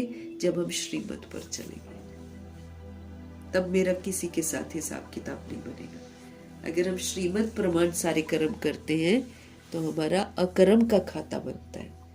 फिर यही अकर्म का खाता हमारे साथ सतयुग में जाता है। वहां सतयुग में कोई भी पाप कर्म नहीं होता है, वो है ही पुण्य आत्माओं की दुनिया। यहाँ से पुण्य आत्मा बनते हैं, है ना। पुण्य आत्मा कैसे बनते हैं? बाबा क्या बोले थे? निमित्त बनो, निर्माण बनो, निस्वार्थ सेवा करो, तो तुम पुण्य का खाता जमा करते हो। तो हम सभी आत्माएं जब श्रीमत प्रमाण कर्म करते हैं तो हम पुण्य आत्मा बनते हैं। तो बाबा कहते हैं स्वर्ग जो है ना वो पुण्य आत्माओं की दुनिया है। तो ये सब समझने की और समझाने की बातें हैं। पहले समझना है, फिर बैठकर खुद को समझाना है, फिर दूसरी सोल्स को शेयर करना है। तो सारी बातें जो बाबा की आज है ये खुद को समझाने के लिए, ये स्मृतियां दिलाई हैं बाबा ने हमको। तो इन स्मृतियों को बुद्धि में धारण करना है और फिर इसको कहानी के रूप में बच्चों को सुना दो। कहानी बना लो इसकी, है ना। कहानी की तरह ही तो बाबा ने सुनाया, ऐसा होता था, ऐसा होता था। बस इसको कहानी की तरह सुना। बोलो ये सच्ची कहानी है, बच्चों को बोलो आओ तुमको मैं सच्ची कहानी सुनाती हूँ। उसके बाद प्यार से उनको सुनाओ, समझ में आ जाएगा उनको। जैसे बाबा ने हमको सुनाई ऐसे हम दूसरों को सुनाते हैं। अच्छा, इसलिए बाबा बोलते हैं ये समझने की बातें हैं और फिर समझाने की बातें हैं। समझकर पहले खुद को समझाना है, खुद से बातें करनी है, फिर दूसरी सोल्स को बताना है। अच्छा, मीठे मीठे सिकिलदे नंबरवार पुरुषार्थ अनुसार कांटे से फूल बनने वाले बच्चों प्रति माता पिता बाप दादा का याद प्यार और गुड मॉर्निंग। आज थोड़ा डिफरेंट कर दिया बाबा ने।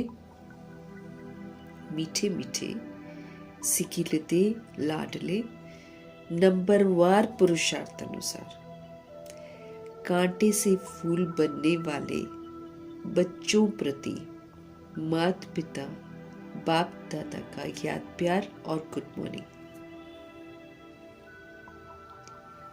रूहानी बाप की रूहानी बच्चों को नमस्ते। हम रूहानी बच्चों की भी रूहानी बाप को दिल से, जान से, सिक से, प्रेम से, अदब से, पूरे रिस्पेक्ट से, पूरे रिगार्ड से, मोहब्बत से प्यार भरी नमस्ते और तहे दिल से मीठे परमात्मा जी का धन्यवाद। धारणा के लिए मुख्य सार। कांटे से फूल बन फूलों का बगीचा स्थापन करने की सेवा करनी है। ये सेवा है। हम जैसे जैसे बनते जाएंगे हम सेवा ही तो करेंगे ना। तो भगवान जी क्या बोल रहे हैं? दे अभिमान रूपी कांटा, फिर दे अभिमान से पनपने वाले विकार रूपी कांटे, है ना। ये सारे कांटे जितने भी है ना, इससे फूल बनना है। अब हमको कांटों को यूज नहीं करना है। अब कांटे से फूल बनना है तो हमको सतोगुणी और सतयुगी विशेषताओं को धारण करना है। हमें आत्म अभिमानी बनना है तो हम फूल बन जाएंगे। फिर बनकर फूलों का बगीचा यानी कि सतयुग स्थापन करने की सेवा करनी है। हमारा बनना मना हमारा सहयोग दे रहे हैं, बनकर सहयोग देते हैं। जैसे बाबा हमको बताते हैं ना, इसको हम खाली दूसरे को बताएंगे तो थोड़ी हम स्वर्ग की स्थापना कर रहे हैं। लेकिन भगवान जो कहते हैं उसको समझकर जीवन में धारण करके हम स्वर्ग की स्थापना करने में मददगार बन सकते हैं। कोई भी अब हमको बुरा कर्म नहीं करना है। देह अभिमान में कोई भी कर्म नहीं करना, देह समझकर कोई कर्म नहीं करना, क्योंकि देह समझकर कर्म करने से हम बुरा कर्म करते हैं। क्योंकि देह समझने से अभिमान आ जाता है, अपमान की फीलिंग्स आ जाती हैं, काम क्रोध लोभ मोह अहंकार की छाया में हम आ जाते हैं, तो डेफिनेटली हम गलत काम ही तो करते हैं। इसलिए अब हमको कोई बुरा काम नहीं करना है। उसके लिए आत्म अभिमानी होकर रहना है, अपने को आत्मा समझकर फिर हमको पाठ बजाना है। इसलिए हमको कोई भी बुरा काम नहीं करना है। हमको याद रखना है, हम देह समझकर काम करते हैं तो हम बुरा करते हैं। इस बात को अपने आप को अच्छे से हमको समझा लेना है। रूहानी ज्ञान जो बाप से हमने सुना है वही सबको सुनाना है। रूह प्रति जो अभी इतनी सारी स्मृतियां बाबा ने जो हमको दिलाई है रूहानी नॉलेज की, ये जो रूहानी ज्ञान है जो हम बाबा से सुना है हमने, वही सबको सुनाना है। कहानी माफिक सुना दो सबको। आओ हम तुमको सच्ची कहानी सुनाते हैं, है ना। बच्चे तो बड़े शौकीन भी होते हैं कहानी सुनने के। बेड टाइम स्टोरीज होती है ना, तो बेड टाइम स्टोरीज के समय में जब सोने जाते हैं बच्चों को सुनाओ ये वाली कहानी। और ऐसी जगह पर जाकर कहानी रोको जहां भगवान की स्मृति बच्चों की बुद्धि में रहे और सोए भी उसी याद में, और फिर सुबह उठकर सीधे गुड मॉर्निंग बाबा को करे, है ना। फिर बाबा की याद में अगले दिन फिर उसको इंटरेस्टिंग तरीके से आगे बढ़ाओ। बोलो ये सच्ची कहानी है।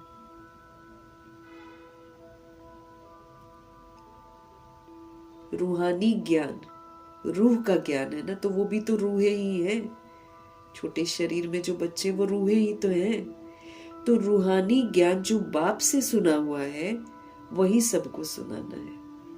आत्म अभिमानी बनने की हमको मेहनत करनी है, ये बिना मेहनत से नहीं होगा। शुद्ध अभिमान की मैं आत्मा परमात्मा की संतान हूं, और फिर उसी प्रमाण पाठ बजाना सतोगुणी और सतयुगी, ये इसकी हमको मेहनत करनी है। तो रूहानी ज्ञान जो बाप से सुना है वही सबको सुनाना है। आत्म अभिमानी बनने की हमको मेहनत करनी है। चलते फिरते मैं सोल, चलते फिरते ये स्मृति की सभी सोल्स हैं। और कैसा पाठ हमको बजाना, हम भगवान के बच्चे हैं तो फिर हमको कैसा पाठ बजाना है, ये स्मृति में सदा हमको रहे। एक बाप को ही याद करना है, अब हमें किसी भी देहधारी को याद नहीं करना। एक शिव बाबा को ही हमको याद करना है, अब हमको किसी भी बॉडीली बीइंग को याद नहीं करना है। चाहे वो कोई हमारा रिश्ता हो, चाहे बच्चे हो, चाहे कोई भी हो, याद नहीं करना है हमको किसी को। वो तो फिर खंडित हो जाएंगे हम, खंडित। फिर बाबा एक्सेप्ट थोड़ी करेंगे। अब देखो रिश्ते थोड़ी हमको बचाएंगे, पापों से बचाएंगे क्या? न रिश्ते हमको वर्षा देंगे, न हमारे विक्रम विनाश करवाएंगे, न हमको चार्ज करेंगे। उल्टा रिश्ते तो हमको और डिस्चार्ज कर देते हैं, भगवान से दूर कर देते हैं। इसलिए हमको याद किसी को भी नहीं करना है। निमित्त मात्र पाठ बजाने के लिए बाबा ने हमको बोला है, निमित्त मात्र। वो भी भगवान की अमानत समझकर पाठ बजाना है। खुद को भी भगवान की अमानत समझना है, जिनके साथ हम रहते हैं उनको भी भगवान की अमानत समझकर डिटैच होकर पाठ बजाना है। लगाव से पाठ नहीं बजाना, नहीं तो फिर रोते रहेंगे। क्योंकि फिर ना तो हम मुक्त हो रहे हैं, ना हम उस सोल को मुक्त कर रहे हैं, उसको फंसा रहे हैं अपने साथ। वो भी फिर हमको याद करते हैं। बड़ा ध्यान देना है कि बच्चे उठते ही भगवान को याद करें, उनके मुख से रिश्ते ना निकले, है ना। जैसे कई लोग हैं मम्मी पापा को याद करते हैं, सुबह उठते सीधे उठेंगे माँ को आवाज देंगे, नहीं, सीधे परम पिता परमात्मा याद आए। ऐसा घर का वायुमंडल बना लेना है, हर जगह परमात्म स्मृतियां रहे। आत्म अभिमानी बनने की हमको मेहनत करनी है। एक बाप को ही याद करना है और किसी को याद नहीं करना है। बॉडीली बीइंग चाहे बच्चा है चाहे कोई है, हमको याद नहीं करना है किसी को भी। मेरी यादों में नहीं होना चाहिए कोई भी। रास्ते में भी आ रहे हैं, घर आ रहे हैं, तो ये नहीं कि रिश्तों को हम याद कर रहे हैं, कि हम रिश्तों को याद कर रहे हैं, आज ये ले जाते हैं, आज वो ले जाते हैं। इन यादों से घर में नहीं आना। सेवा स्थान पर जा रहे हैं, स्मृति रहे कि इस तरीके से मुझे पाठ बजाना है, इस तरीके से मुझे पाठ बजाना है, मुझे किसी से सेवा नहीं लेनी है, मुझे सतोगुणी सत्यु की पाठ बजाना है। ये स्मृतियां होनी चाहिए। आज मैं किस विधि से आत्माओं को परमात्मा से जोड़ूं, ये रहना चाहिए। ये नहीं कि हम जा रहे हैं, घर जा रहे हैं, फिर हम बच्चों के साथ खेलेंगे, बच्चों के साथ टाइम बिताएंगे, वो तो फिर हम फंसा रहे हैं बच्चों को अपने अंदर। ये वो फिर हमें ही याद करेंगे, है ना। तो वायुमंडल ही घर का बड़ा अलौकिक बना देना है। आज बच्चे ये पूछें कि आज मुरली में बाबा ने क्या बताया, आज आज और क्या पक्का किया, आपने क्या पक्का किया। आत्मा का पाठ, इस तरह की जो स्पिरिचुअल नॉलेज है, इसकी चर्चा होनी चाहिए। स्पिरिचुअल स्टोरीज बहुत सारी हैं बच्चों की, वो स्टोरीज हम बच्चों के साथ बात कर सकते हैं ताकि बच्चे लिंक्ड रहे बाबा के साथ। किसी देधारी को याद नहीं करना है आपको। सतगुरु जी का वरदान, निंदा भी हमारी होगी, कोई स्तुति भी कर जाएगा, लेकिन न स्तुति मुझे प्रभावित करे तो न निंदा मुझे प्रभावित करे। मैं सोल हूं, सोल परम धाम निवासी, प्रभाव मुक्त, लगाव मुक्त, दबाव मुक्त। निंदा स्तुति, जय पराजय, कभी हार कभी जीत, दोनों स्थितियों में एकदम इक्वल, कोई प्रभाव नहीं। वो है बाप समान। अब शिव बाबा को कोई गाली दे दे, कोई फर्क नहीं है। महिमा के पुल बांध लो, कोई फर्क नहीं पड़ता उनको। वो जैसे हैं वैसे ही रहते हैं। उनको कोई भी कुछ, उनका कुछ नुकसान कर ही नहीं पाता है। अब ब्रह्मा जी भी ऐसे ही थे। कई थे जो निंदा कर रहे थे, उन पर कोई प्रभाव नहीं पड़ा। कई हैं स्तुति करते तो भी वो प्रभावित नहीं होते थे। कभी जीत गए, कभी हार हो जाती थी, कोई फर्क नहीं पड़ता था उनको। तो हमारे साथ भी जिंदगी में ये होगा। निंदा स्तुति जय पराजय में हमारी स्थिति समान होनी चाहिए। समान मतलब मैं प्रभाव मुक्त आत्मा हूं, और आत्मा जो होती है वो एक्चुअली प्रभाव मुक्त, दबाव मुक्त, लगाव मुक्त होती है। वो तो जब बॉडी समझते हैं ना अपने आप को, तब आती है प्रभाव में, फिर दूसरे के अधीन हो जाती है। लगाव में आती है, दूसरे के अधीन हो जाती है। दबाव में आती है, दूसरे के अधीन हो जाती है।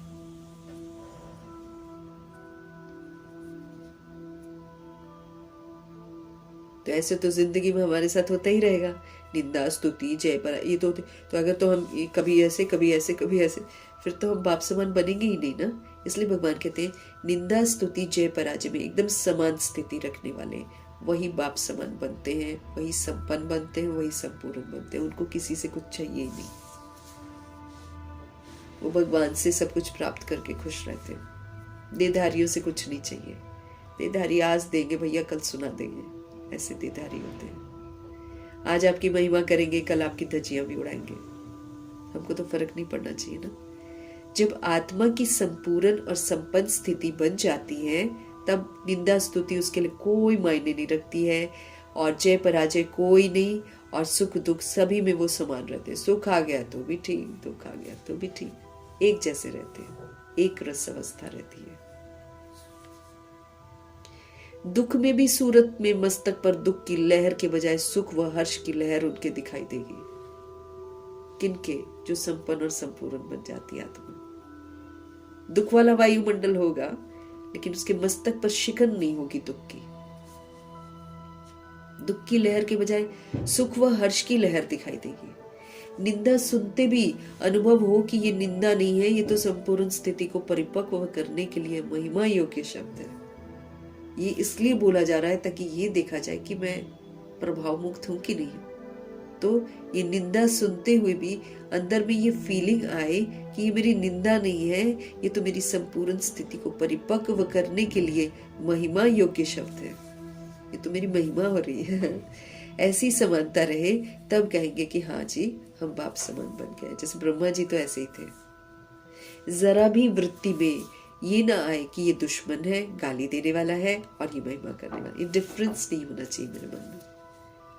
ये होना चाहिए कि ये भी मुझे परिपक्व बना रही है, संपन्न और संपूर्ण बनने में। ये चेक करवा रही है कि क्या मैं विचलित होती हूँ कि नहीं होती हूँ। तो मैं विचलित नहीं हुई, धन्यवाद है इसका, इसने ऐसा किया तो मुझे पता चला। और अगर मैं विचलित होती हूँ, फटाफट अपने आप को ठीक करना है कि अरे इसने तो मेरी मदद करी है, मना ये वाली कमी तो मेरे अंदर अभी भी है, अपमान फील करने वाली तो मेरे अंदर अभी भी कमी है। फिर उसका पुरुषार्थ करेंगे, उसको हटाएंगे।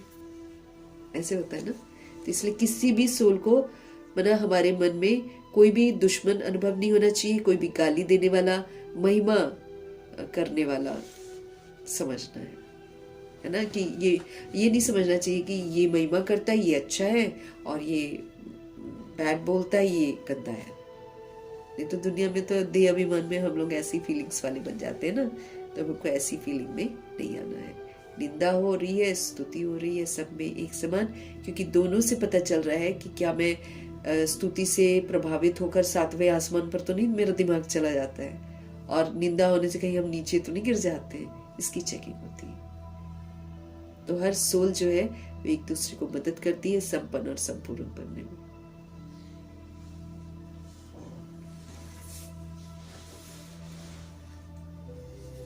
जब हमारी ऐसी समानता होगी ना कि निंदा करने वाला भी हमको मित्र हमारा सोए, है ना, कहते ना, निंदा हमारी जो करे मित्र हमारा सोए। जो हमारी निंदा करता है वो हमारा मित्र होता है, क्योंकि वो हमारी जो खामी होती है ना उसकी तरफ ध्यान खिंचवाता है, तो फ्रेंड ही हो गया ना। तो इसलिए बाबा कहते हैं उस दृष्टि वृत्ति से आप चलो, तो आप फिर कहा जाएगा कि हाँ ये समान है, बाप समान है। जैसे बाप को कोई फर्क नहीं पड़ता है, हमारे शिव बाबा को कोई फर्क नहीं पड़ता, हमारे ब्रह्मा जी को कोई फर्क नहीं पड़ता। तो अलौकिक पिता और पारलौकिक पिता प्रभाव मुक्त, लगाव मुक्त, दबाव मुक्त है। ऐसे हमको भी बाप समान बनना है। ये तो फीलिंग आ जाता है ना, उसने ऐसा कहा, उसने ऐसे कहा, रोने धोने भी लग जाती है हाथ में। तो इन सारी चीजों से हमको ऊपर उठना है। हम सोल्स हैं, सोल को देहधारी की दुनिया की कोई भी देहधारी प्रभावित नहीं कर सकते। इस विधि से हम संपन्न और संपूर्ण बनेंगे, नहीं तो हम तो डावाडोली होते रहेंगे। निंदा की तो दुखी हो गए, स्तुति हुई तो खुश हो गए, फिर अगले दिन जिसने स्तुति करी उसने निंदा करी, फिर दुखी हुए, तो फिर तो ये तो हम मंजिल तक पहुंचेंगे ही नहीं। तो मंजिल तक पहुंचने के पहले ये सारे साइड सीन्स आते हैं जो हमको परिपक्व बनाते हैं। तो प्रभाव मुक्त होकर हमको आगे बढ़ते रहना है। स्लोगन है आज का, निरंतर योग अभ्यास पर अटेंशन दो तो फर्स्ट डिवीजन में नंबर मिल जाएगा। लगातार योग का अभ्यास करो, भगवान से कनेक्ट रहने का अभ्यास करो। तो अगर निरंतर योग अभ्यास पर अटेंशन हम देंगे तो फर्स्ट डिवीजन में नंबर आ जाएगा। क्योंकि फिर पुरुषार्थ वैसे करेंगे ना, निरंतर योग, एक बाबा के साथ योग, इसका प्रैक्टिस हमको करना है। अगर इसका हमने प्रैक्टिस कर लिया, सारा काम हम एक्यूरेसी से करेंगे और फर्स्ट डिवीजन में आ जाएंगे। अव्यक्त इशारे हमको मिल रहे हैं, एकता और विश्वास, ये दो विशेषताएं जो हैं, इसको धारण करके, इसको अपनाकर हमको सफलता से संपन्न बनना है। हर समय सफलता। ब्राह्मण परिवार की विशेषता है, अनेक होते भी एक है। यहाँ हिंदू कहलाने वाला भी आता है, मुस्लिम कहलाने वाला भी आता है, क्रिश्चियन भी आता है, सिख भी आता है। जो शुरू में ड्रामा में आदि सनातन देवी देवता धर्म में थे, वो अभी कुछ भी जाति में होंगे, कुछ भी देश में होंगे, वो बाबा के घर जरूर आते हैं। तो ब्राह्मण परिवार की विशेषता ही ये है कि अनेक हैं लेकिन फिर भी एक है। आपके सभी सेवा केंद्र का वाइब्रेशन ऐसा होना चाहिए जो सबको महसूस हो कि ये अनेक नहीं है लेकिन ये तो एक है। आपकी एकता का वाइब्रेशन सारे विश्व में एक धर्म, एक राज्य स्थापन करेगा। आपकी एकता का जो वाइब्रेशन है सारे विश्व में एक धर्म, एक राज्य स्थापन कर देगा। तो विशेष अटेंशन देकर भिन्नता को मिटाकर अब एकता को कायम करो। तो खास अटेंशन देकर, बाबा कहते हैं खास अटेंशन देकर भिन्नता को मिटा दो, और अटेंशन देकर भिन्नता को मिटाकर एकता को कायम करो। सब मिलजुल कर चलो। फिर जब मिलकर चलते हैं, संस्कार जरूर अलग होंगे, लेकिन मिलकर श्रीमत प्रमाण चलते हैं तो फिर इसके जो वाइब्स हैं वो सारे विश्व में एक धर्म, एक राज्य को स्थापन कर देंगे।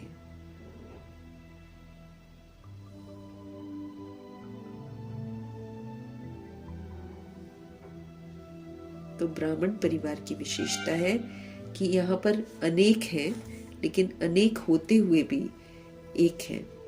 आपके सभी सेवा केंद्र जितने भी हैं उनका वाइब्रेशन ऐसा होना चाहिए जो सबको ये महसूस हो कि ये अनेक नहीं है, लेकिन ये सब एक है। आपकी जो एकता है उसकी वाइब्रेशन सारे विश्व में एक धर्म, एक राज्य स्थापन करेगा। तो विशेष अटेंशन देकर सारी भिन्नता को मिटा दो और एकता कायम करो।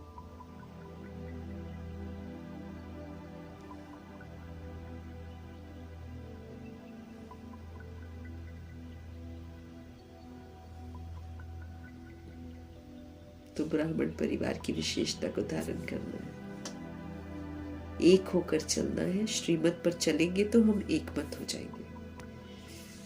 श्रीमत पर चलेंगे तो एकता हमारी बनी रहेगी। और विश्वास, आपसी विश्वास कि हम सभी आत्माएं एक दूसरे के सहयोगी हैं। अगर कोई निंदा भी कर रहा है तो एक्चुअली हमको परिपक्व बना रहा है।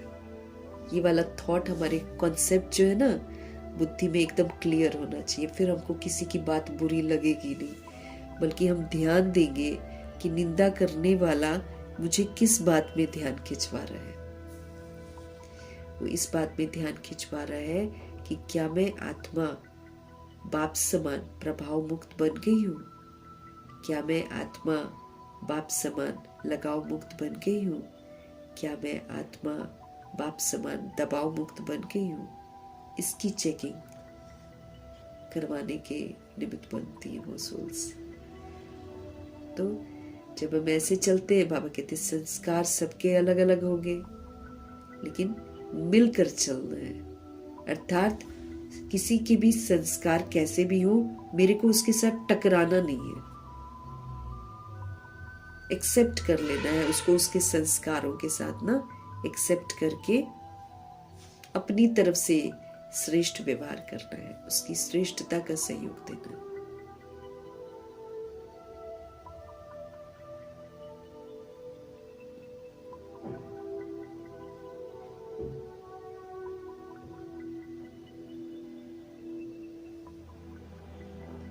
तो इस विधि से एकता और साथ में विश्वास, आपसी विश्वास ना, हम सभी प्रभु के बच्चे हैं और एक दूसरे को परफेक्ट बनाने के निमित्त हैं।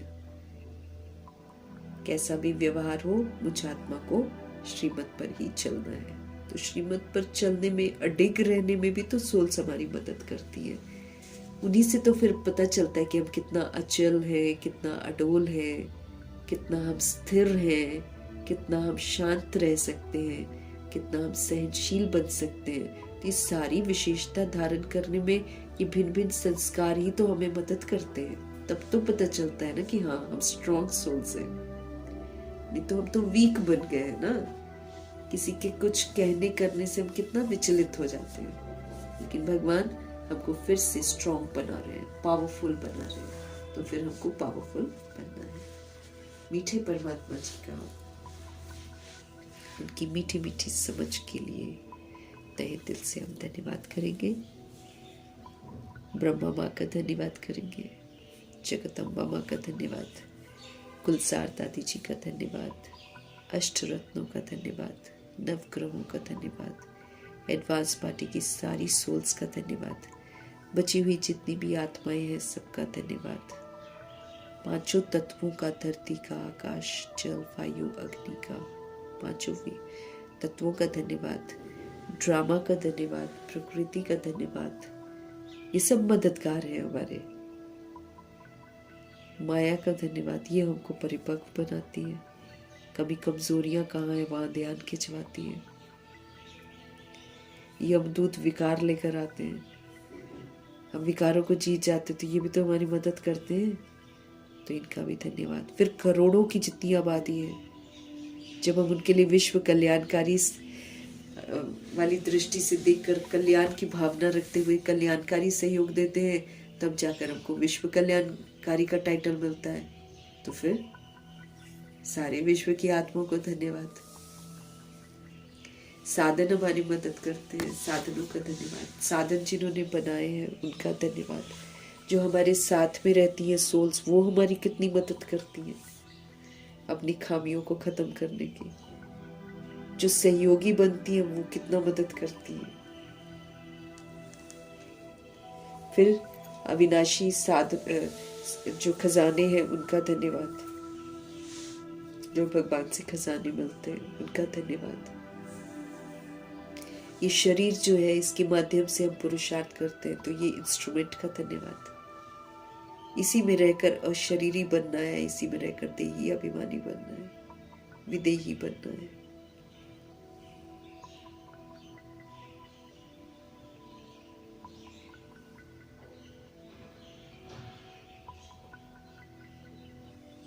शरीर रूपी इंस्ट्रूमेंट का धन्यवाद, पूरे यूनिवर्स का धन्यवाद, आप सभी आत्माओं का धन्यवाद। सृष्टि जो मेहमान नवाजी हम आत्माओं की कर रही है, उनकी तो मेहमान नवाजी का तहे दिल से धन्यवाद करना है। धन्यवाद करते हुए ओम शांति।